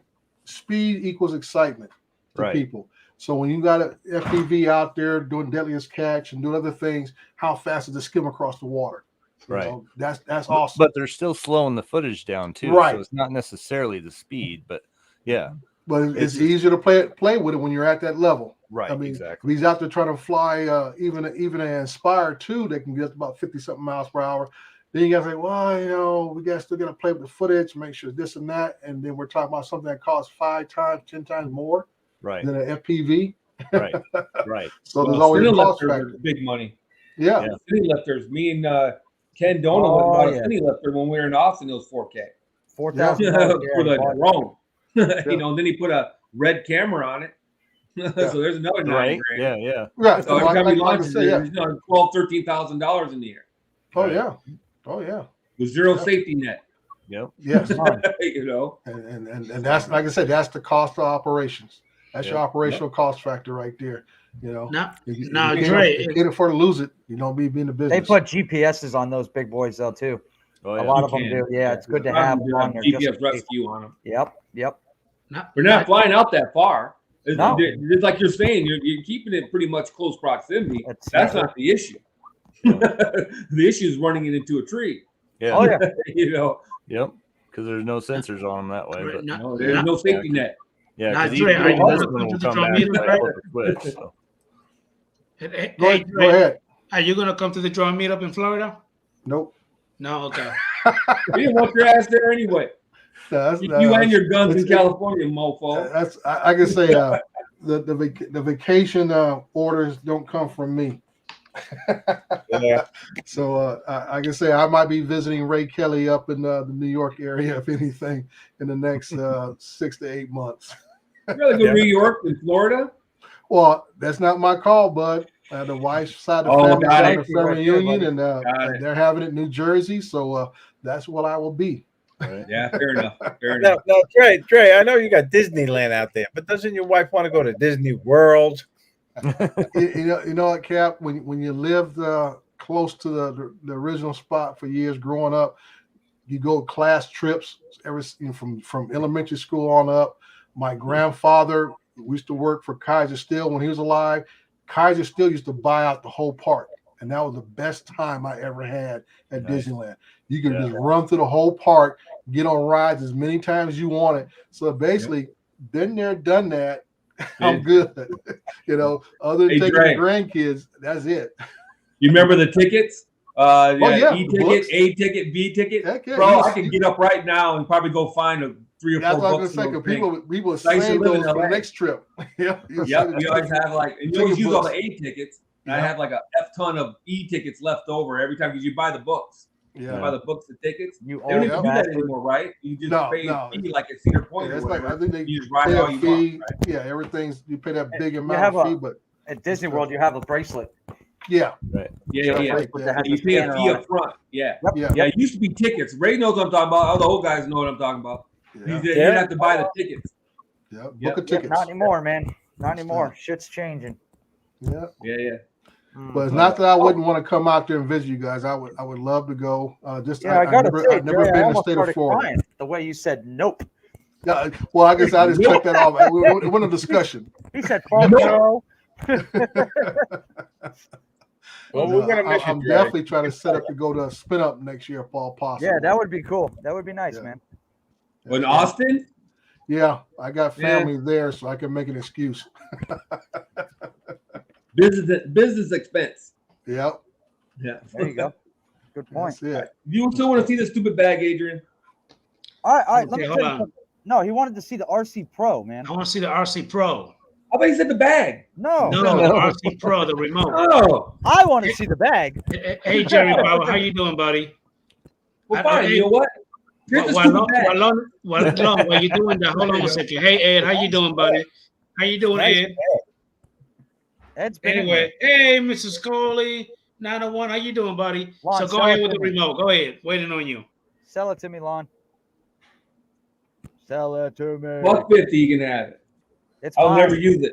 I got 6 DJI bags in my. I got bags probably back to the Mavic Pro. It's a $300 freaking bag. I'll take it for $150. It is a stupid nice bag. It really is. Why don't you like that bag, Lon? He's not that I don't like it. I'm a hard case guy. I take my drone on construction sites and shit. You know what I'm saying? About the hard case. Hard case, baby. Hard case for every drone.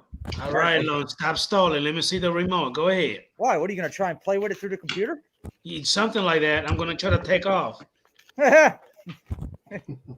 It is a nice controller. I just wish the damn screen was bigger than 5 inches. There you go, Adrian. Yeah. Now listen, the bottom attachment thing for the lanyard, is that the one that could actually fit on the old remote too? The same thing? Yeah, I believe it will. Didn't that come on it or no? No, I bought it. Okay, that's I have the old one somewhere for the original one, and I modified it to fit this one, but I don't know. I like being janky, you know what I'm saying? So I went ahead and got the for the lanyard. Okay. Hey, Paul Murray, how you doing, buddy? Have DroneWorld Fly. How you doing, buddy? Thank you for popping in, man. So anyway, because that one looks a little different than the other one. So instead of the pop-up antenna, it has the regular, like the old school antenna like the other drones. Okay. Yes. Yep. So I heard that one has 4 antennas compared to the other one only having 2. That's what they say in the manual. I don't know where the other two are though. They're probably built into it, just like a lot of FPV radios. Probably across the. Oh, never mind. I know where they are. They're right here. Yeah, right there. One there and the other one on the other side. Yep. They're built internal, Okay. right? They're internal. Yep. They have two internal and two external antennas. Correct. Yep. And also, you know how on the other one you have the SD little slot on the top on the HDMI. Now you have it on the bottom. Okay. Yep. Much better on the bottom because you don't have to worry about running the cord off the top when you're flying. You run it straight off the bottom. And yeah. Good. And that's not a regular HDMI. Is that a mini HDMI? It is a mini HDMI. Mini. Yep. Okay. It's a mini. Now, Lon, you like that so much better than the other controller? Than the stock controller? Yeah. Yeah. Yeah. Yeah. Yeah. The gimbals are better, but not just that, man. I don't know. It's worth faster. it to me. It's faster. It's worth it to me to have to fiddle around yes. and mount phones and cords and all that kind of crap. Whenever I see somebody have problems, 9 times out of 10 it's a cord. I swear to God, 8 out of 10 anyways. The cord connection. Now, Long, one thing when it comes to that smart controller, the RC Pro, you know that on the first generation smart controller that I have, I do not get the same range as the stock controller. Nope. Period. However, I've been reading that with that one, you get the same kind of range as the stock controller. Is that? You get better. Oh, even better. Okay. I didn't hear about better, but now that you're saying it, okay. The stock controller has, I believe, OcuSync 1 in it, doesn't it? No. Stock controller, OcuSync 2. This is OcuSync 3. Stock controller, 3-bit data transfer. Yeah. As far as your visual, this is 15. So it's 5 times better picture. And also the FPV shows in 1080p, right? 1080p 60, if I'm not mistaken. Yeah, I believe so. 1080p 60. That sounds right. Okay, yeah. That's nice. Holy crap! It's also I don't know if it's $1,200 nice for everybody. $1,200, bro. That's $1,200. That's not cheap. Holding me up. That's cheap. No, it's not cheap. If I was doing it again, I would have bought the Mavic 3, and then I would have bought the Air 2S with the RC Pro. Yeah, we talked about that. And then I would have sold the Air 2S with the stock controller that came with the Mavic 3. Right. See, now if the Mini 3, this is the same controller. If the Mini 3 ends up running off of that controller, which I'm sure it will, then I would buy it. Then I would buy other drone might 2 drones. You know what other drone might work off of this? The DJI FPV drone. The FPV drone. It's on the list. Yep. It's on the drone list. Now it doesn't work. Now wait a minute. Is it rumors about the Mini 3, or is that a done deal? Oh, it's probably the Mini 3's coming out. It's coming. It's inevitable. Oh, it's coming. No, it's coming out. It's coming. It's just a matter of when. Nah, I don't even know why they're doing it, because I know Ray Kelly gonna have it, and he's gonna be like, "This is my favorite new drone now, my favorite new drone." And if I could get a Mini 3 that runs the same type I did not spec, say that. I did not say that about the FEMI. If you can get a Mini 3 that is running damn near a 1-inch sensor, like a 1/1.28, and you can get it with optical avoidance and all that shit. There it is, right there. That's it. It's bingo. That's your secondary drone. If you want a secondary drone, that could even be your first drone, whatever the case is. And you're not spending freaking a shitload of money. You know what I mean? You're spending $600, $800. You cannot go wrong. So that's just my opinion. That'd be a great little drone to keep in your FPV bag or any kind of backpack, or throw it in your freaking pocket. Oh Jesus. Oh Jesus. Nice drone. I like that drone. Yeah, Lon loves it. Yeah, I got a hold of them to see if they wanted to exchange it for me. They wanted me to register with their website or whatever. For FEMI. I go, you know what? It's not even worth it. It's not even worth it. Is it not working now? Is it like dead? Is it just... Oh no, I don't. I would assume it'll fly. It's a nice collector's item. Oh, there you go. Yeah, it's an on-the-shelf sitter.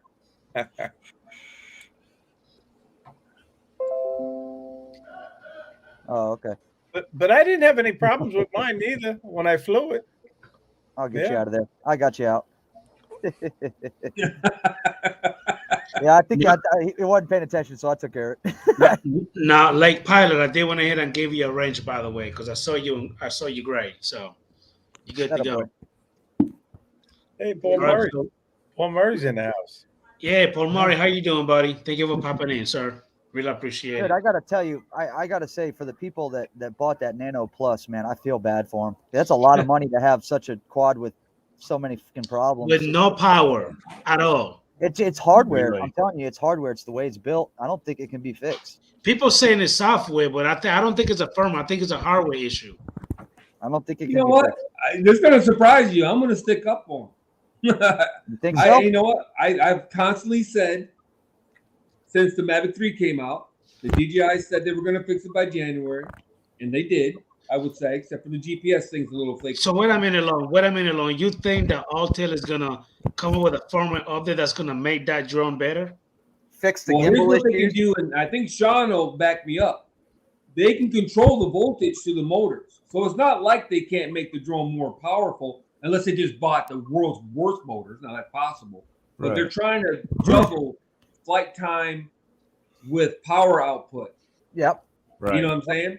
If they give up some flight time, they can make the drone be more powerful. What's the flight time on them? 30 minutes, 28 minutes. Yeah.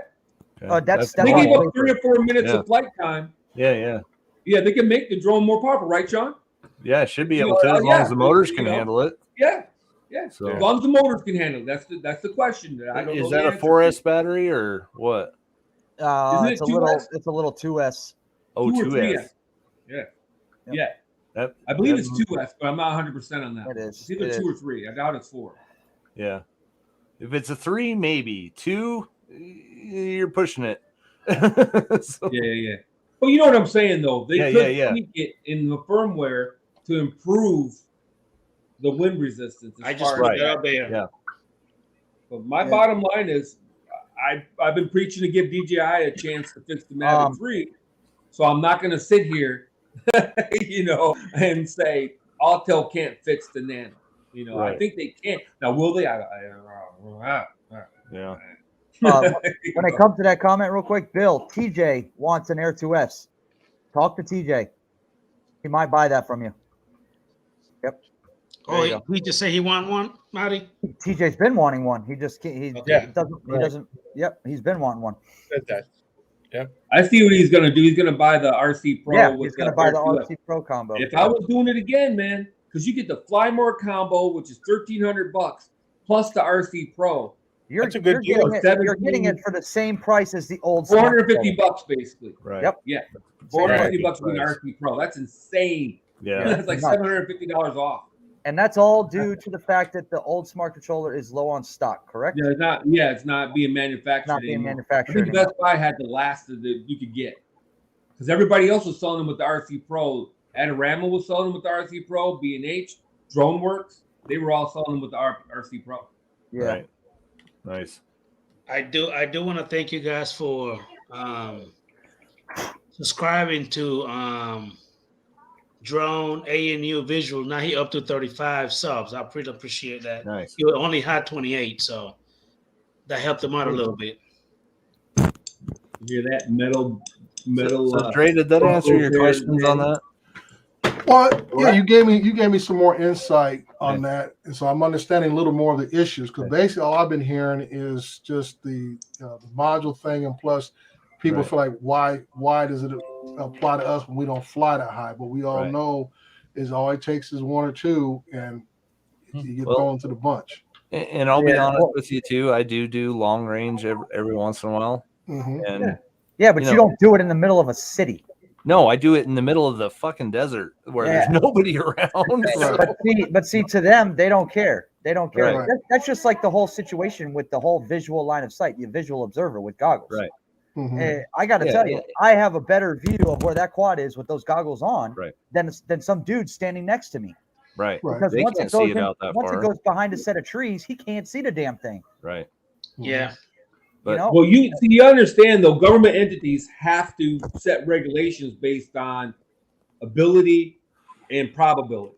And unfortunately, and I get that, but the at new the same drones, time, why? especially the new FPV drones. Come on, let's not bullshit ourselves. You can throw a 2,000 milliamp on some of these drones with a crossfire and fly 3 or 4 miles away. Without a doubt, Am I wrong? And they weigh a solid what? Pound and a half. Yeah, well, the Nazgul that I if have that, weighs almost 900 grams with the battery and a GoPro on it. Yep.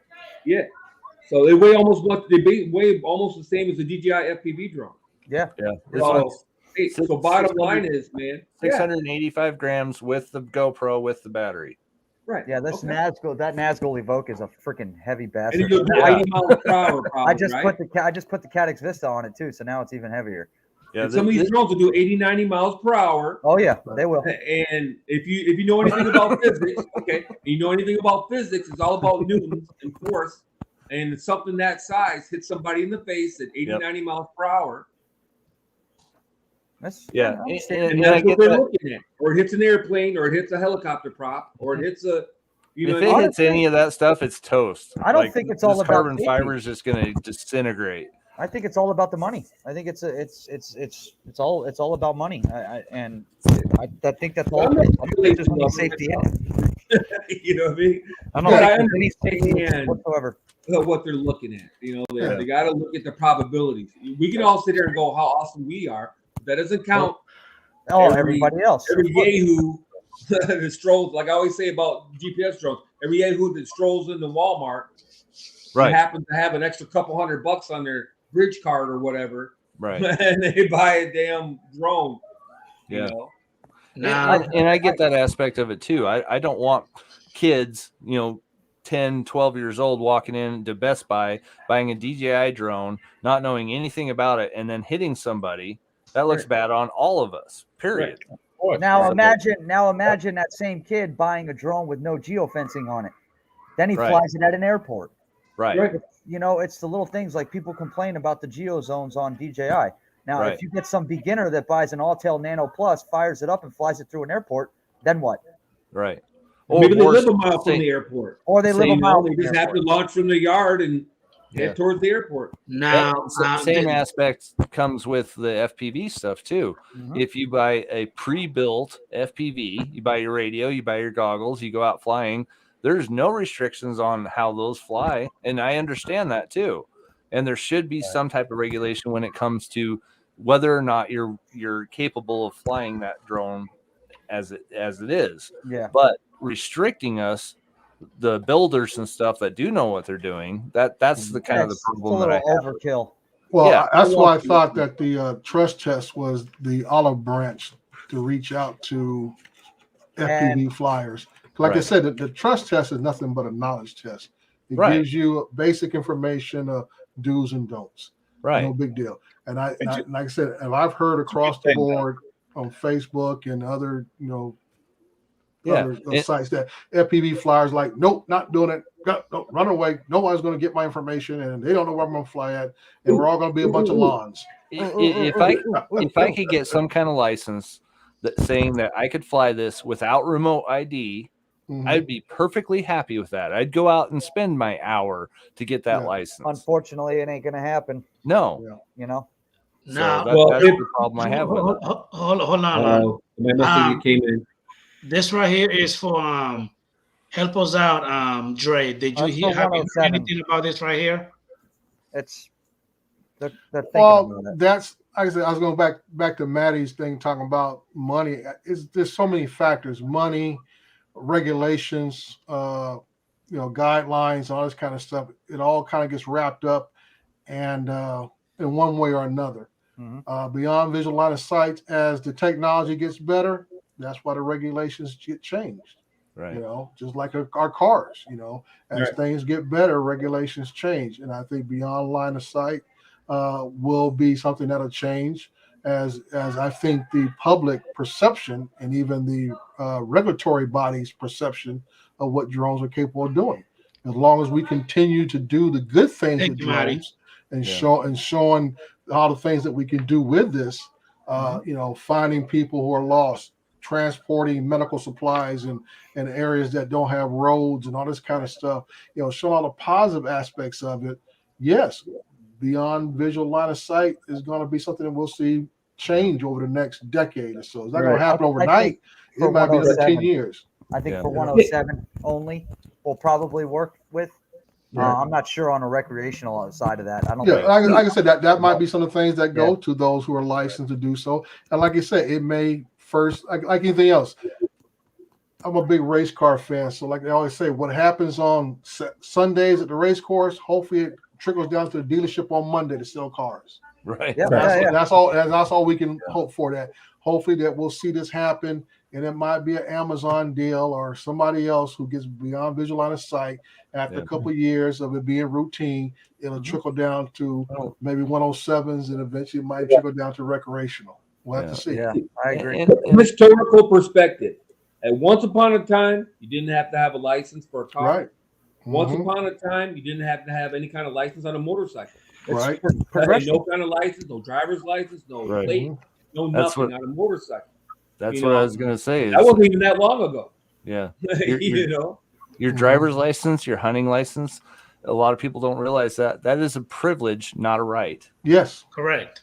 Yeah. So, and a lot of people don't realize that. Now, I understand that, but we gotta have some freedom. when it comes to that trust test you were talking about, I personally believe there should be some sort of pamphlet or stamp on a box on every freaking brand and manufacturer that sells a drone. I think that should be in every one of them, because how else are these people going to find out about it? I agree. I agree with you, Manny. Well, that's what I was going to say. Hi, Uncle Bill. If we would stop demonizing these drone companies, if the government would stop demonizing them and maybe put a hand out, it wouldn't be that big of a thing for DJI when you buy a new drone to make you answer a series of questions. Absolutely. Just like before with it would boot up. ATVs. In the GoPro Karma or the 3DR Soul, maybe the GoPro Karma puts you in novice mode, beginner mode for the first 3 weeks, certain amount of time before it unlocked the drone's full potential. You had to fly it for X amount of time before it would allow you to fly it to the drone's full potential. Right. And that would be something that the drone manufacturers could do easily. And they probably would happily do that. Yeah. You know what I mean? But they're too busy demonizing them and putting them on entity lists and whatnot. That freaking ridiculous. They don't have any incentive. Yeah. But DJI would happily do that if that would take the temperature down a couple. Right. There's something we could talk about real quick. You really think that that's going to go down? You really think they're gonna get rid of DJI in the United States? No. No. Who said selling too much of it? No, I'm talking about the entity list and the FCC. Well, like I say, a lot of these lists are. If you look at what lists that they're actually on, you can see they're politically motivated. They're not really putting them on the blacklist because, like I say, you got to put them on the blacklist of the FCC to really kill a product. Because no matter from light bulbs to drones or whatever else, walkie-talkies all have to go through the FCC. Microwaves, everything. They tried that. So like I say, just like we had the one guy, I think we were talking about this a couple of months back, where the one guy that sat on the FCC board was down there and made a big grandstand statement, and how I said, and you ain't heard a peep out of him since. We haven't heard shit since then. He was on his way out the door, so he was just making a last little hurrah. And that's what I'm saying. 15 minutes of fame. Right, and basically his grandstand was all about a political motivated type speech to think he's trying to satisfy one way or the other. Like I say, our American culture, our society is built on capitalism. DJI is a clear example of that, just like Amazon is. Would you really, government, be responsible for killing off an actual product? I know. Right. And the government uses so much of DJI too. It's like, well, that's what I'm saying. Like I said, that's neither here. Like I said, people don't even look at that part of it. They just see that DJI is from China, and we don't like China right now. Yeah, well, so is Autel though. So that's my whole thing, Matty. No matter what you buy, I don't care. You see, they didn't say anything about cell phones. 98%, I would say basically 90% of the cell phones made in the world today parts come out of China. Come out of China. Parts come out of China. Apple. So that's what I say. How you gonna ban drones and don't ban cell phones? Right. The parts are the same. Yep. Right. Parts are the same. GPS parts. All this kind of stuff. It's all the same. Yeah. So I'm saying, this is called a political gamemanship that we see at the highest level of our country, playing games with another country, and think we're going to try to, spank each other, and it's all a bunch of show. Right. Saber rattling and paper tigers. That's it. That's it. So I don't get too worried about it. It goes both ways. Right. So, yep. It's definitely hard. Like, I don't know how you would do that with FPV as far as regulating, the amount of time you have on something, because it's open source, Yeah. basically that's a Linux bit of a program that runs the flight controllers. And that's kind of why I think that they shouldn't have pre-built ones, because for somebody novice not knowing what they're doing to hook up a flight controller and be able to program it to actually move the drone in the first place is going to be pretty hard. Just not knowing any of the knowledge. Yeah, you could learn it all on YouTube and then get it up and running. At the same time, though, binding flies are what keep a lot of people in the hobby. And Without I understand them, that people wouldn't be there, like me. Well, right. That's why I asked the question to I Sean understand about FPV, because I see FPVs being a close cousin to fixed wing, because it is mostly a do-it-yourself hobby that's open source, right, and everything else. So I'm saying you guys are like the cousins in a way. It is, but they don't is like the each same other. Concept. But that's why I say that's why I get kind of a little not ticked off. I get kind of confused more than anything else. Right. Is that why do the fixed wing guys have such an attitude towards FPVs and quads altogether, when you're coming from the same world of open source, do it yourself type of aircraft? Yeah, I don't understand. I don't get it either, man. I don't get it. It's kind of like the like the same battle between the FPV and camera drones, where some guys out there will say, well, shit, a camera drone is not an actual pilot. The drone flies itself. Who gives a shit what kind of drone it is? A pilot is a pilot. You're supposed to be in the same group. Well, I don't know why people like to stick a line in the center of that and say, well, you're this person and I'm that person. Well, that's human nature. We're it's tribal. bullshit, though. We're tribal, man. It's like crotch rockets and cruisers. It's like Harley guys and rice burners. But a motorcycle is a freaking motorcycle, Right. Like, I don't understand that. Yeah, I say that because I'm both. I fly both camera drones and FPV, so it's different coming from me. Yeah. I see a center line there, but to other people, it's not like that. And I agree with what you were saying before, Matty, too, as far as the binding flies go. Like, that's what gets people into the hobby in the first place.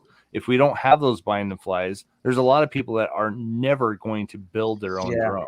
Yeah. And I get that as well, too. But that's where the aspect of, where you should be able to, hover the drone, whatever, have that license that shows that you're going to be responsible with it instead 100%. of I agree. just out there. So, I agree. Yeah. Yep. But I got to count a Max Air. What's that? Oh yeah, DJI. He put his comment in. Such a freak. Yeah. No. Oh, he's still in there? I don't know. I got him blocked because I never see it when he posts. We gotta watch out, Lon, because I said I didn't know they were a couple, Tammy Jean and Max Air. So you better watch your back. Tammy will kick your ass. Hey, I do want to welcome Drone on the Bayou. Hey, how you doing, buddy? Drone on the Thank you Bayou. for popping in, and I really appreciate it.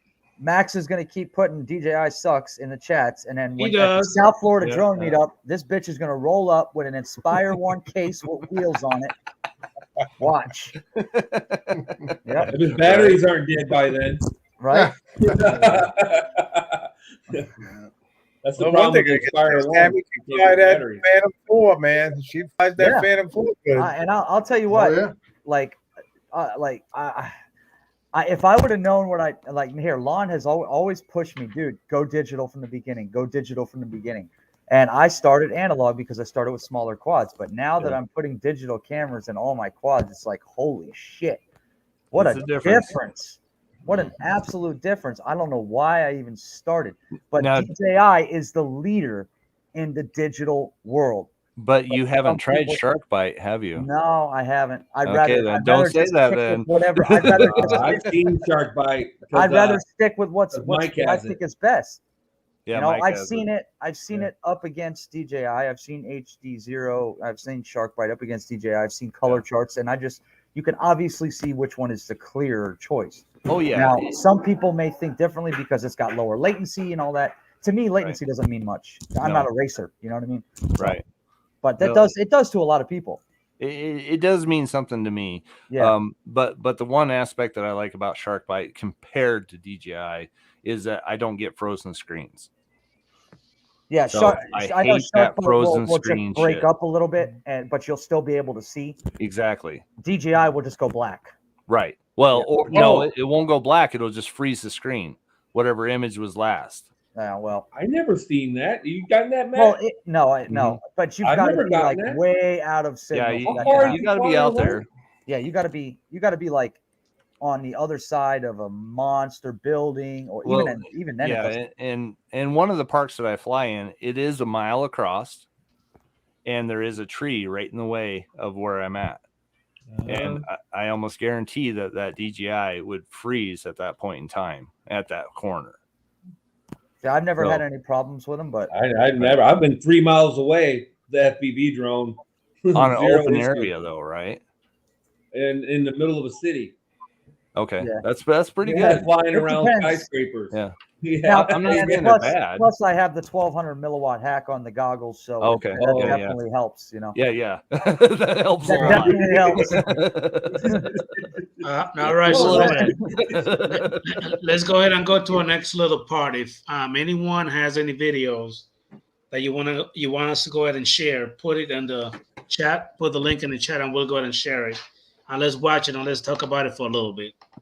We've been on now for 1 hour and 50 minutes. So I got a little video. I'll put my video up of me flying in my shop. Yeah, I don't have my hard drives hooked up. Yeah, do that. I could put up. I don't know, Maddie. Which video should I put? The last one you did. So let's go ahead and do this a little bit, and then we'll go ahead and wrap it up. Okay. No problem, man. Where is it? Where the hell is it? Oh, there it is.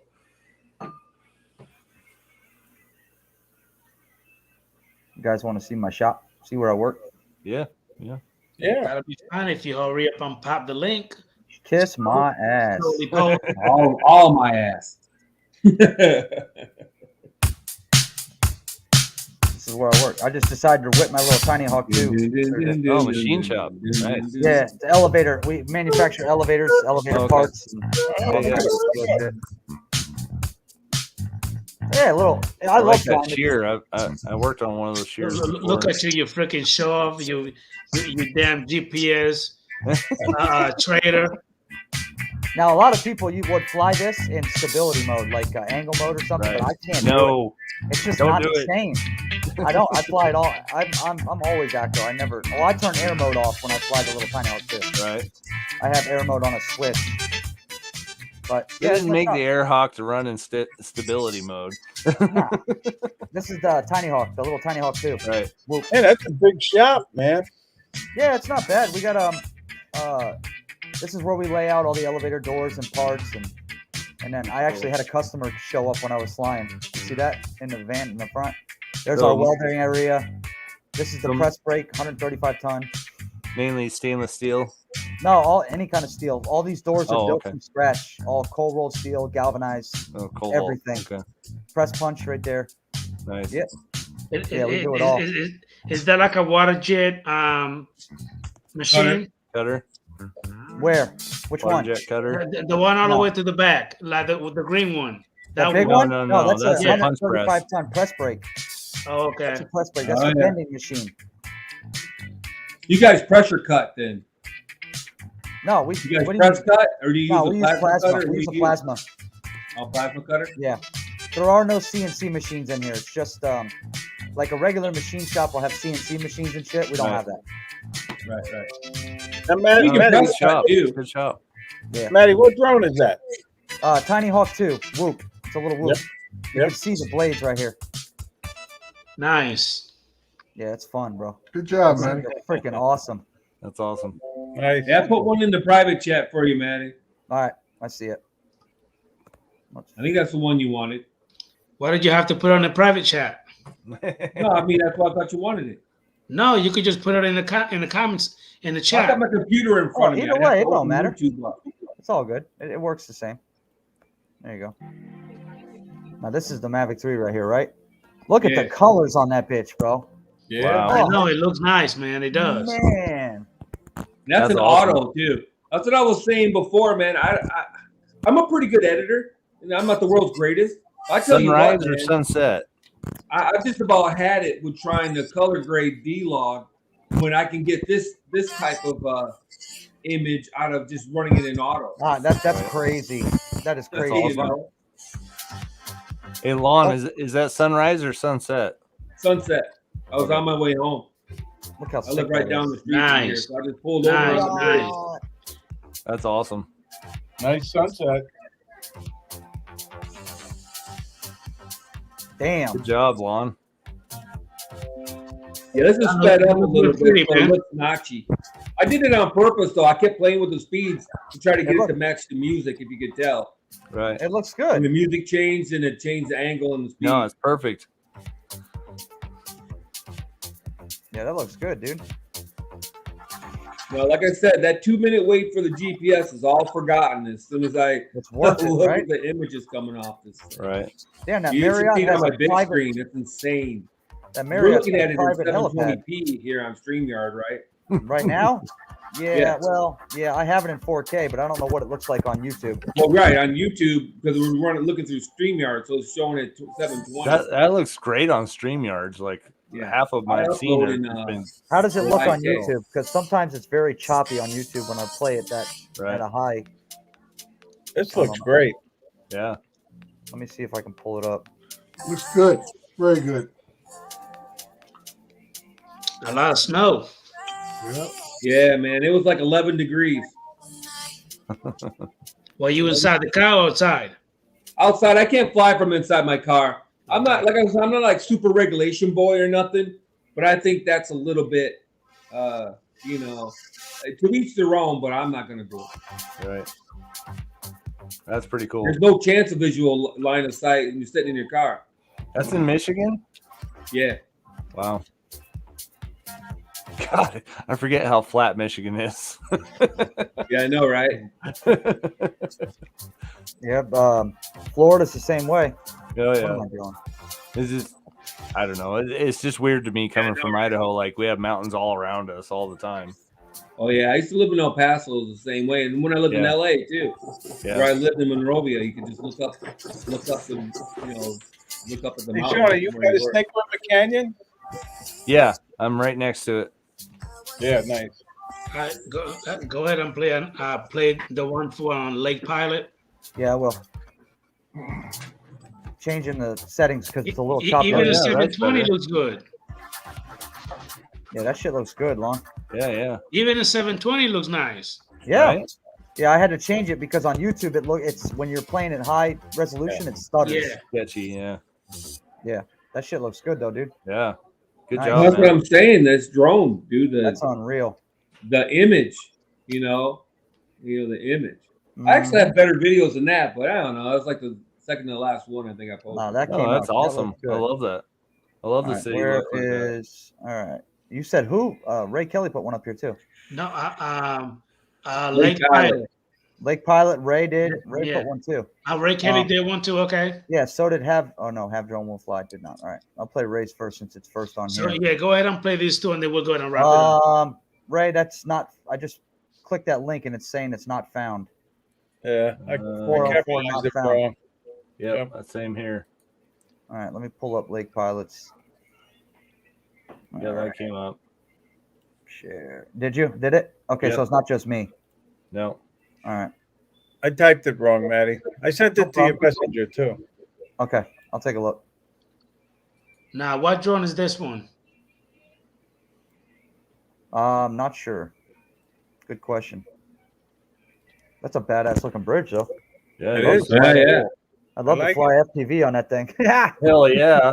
Through all those gaps. Doing Hell yeah. loops and gaps, all kinds of no cars. Loop that whole damn bridge. Right? Yeah, you Power do limit, a power corkscrew. limit. Do a corkscrew down it. Oh, that'd be freaking Oh, awesome. And That'd that's be a badass. I used to make fun of the FPV guys, Sean, back when I was flying camera drones, but now Right. that I fly FPV, it's like that's the first thing I would think of when I look at shit like Like I that. told It's you, like Sean is a freaking sellout. Hell yeah, bro. Sean, like I told you, Matty's a freaking sellout. I know. No, I ain't. No, I am not. trader. He's a trader. Yeah, he is. That's all right. I still love my air. Come on, man. Yeah. Hey, once you get that adrenaline rush from flying FPV at there ain't no going 100 back, miles bro. an hour, like There ain't no going back. All right, guys. So 2 hours. I appreciate everybody coming in. Dre, thank you for your insight. Lon, I appreciate you coming in. Sean, Ray Kelly, my boy Matt. Thank you, everybody in the chat. Thank you so much. We still got 30 people. I could still keep going, but I'm going to wrap it up. Yeah. This is pretty much it. Thank you for the love and support. We will see you next weekend, Saturday. Don't forget, guys, in March, the whole month of March, every Saturday, we're going to have a giveaway. That's awesome. There's going to be hats, shirts, hoodies, stickers. You got it. Recovery One Drone. So keep that in mind in the month of March. Good if stuff, I get one of those T-shirts where my arm suddenly grows as big as yours, though, get them. I'll get you the same size. I'm getting Adrian, Lon. I'll get you the same. Hey, Lon, I'll put an extra order from Oshkosh Bigosh for you and Adrian. Put a little gunpowder in mine. Yeah. All right, brother. All right, guys. Well, thank you so much for the love and support. I will see you guys later. Right. Thank you very much. Hey, great stream, man. Please hit that like button. I appreciate it. Great stream. See y'all later. Good night. Good night. Later.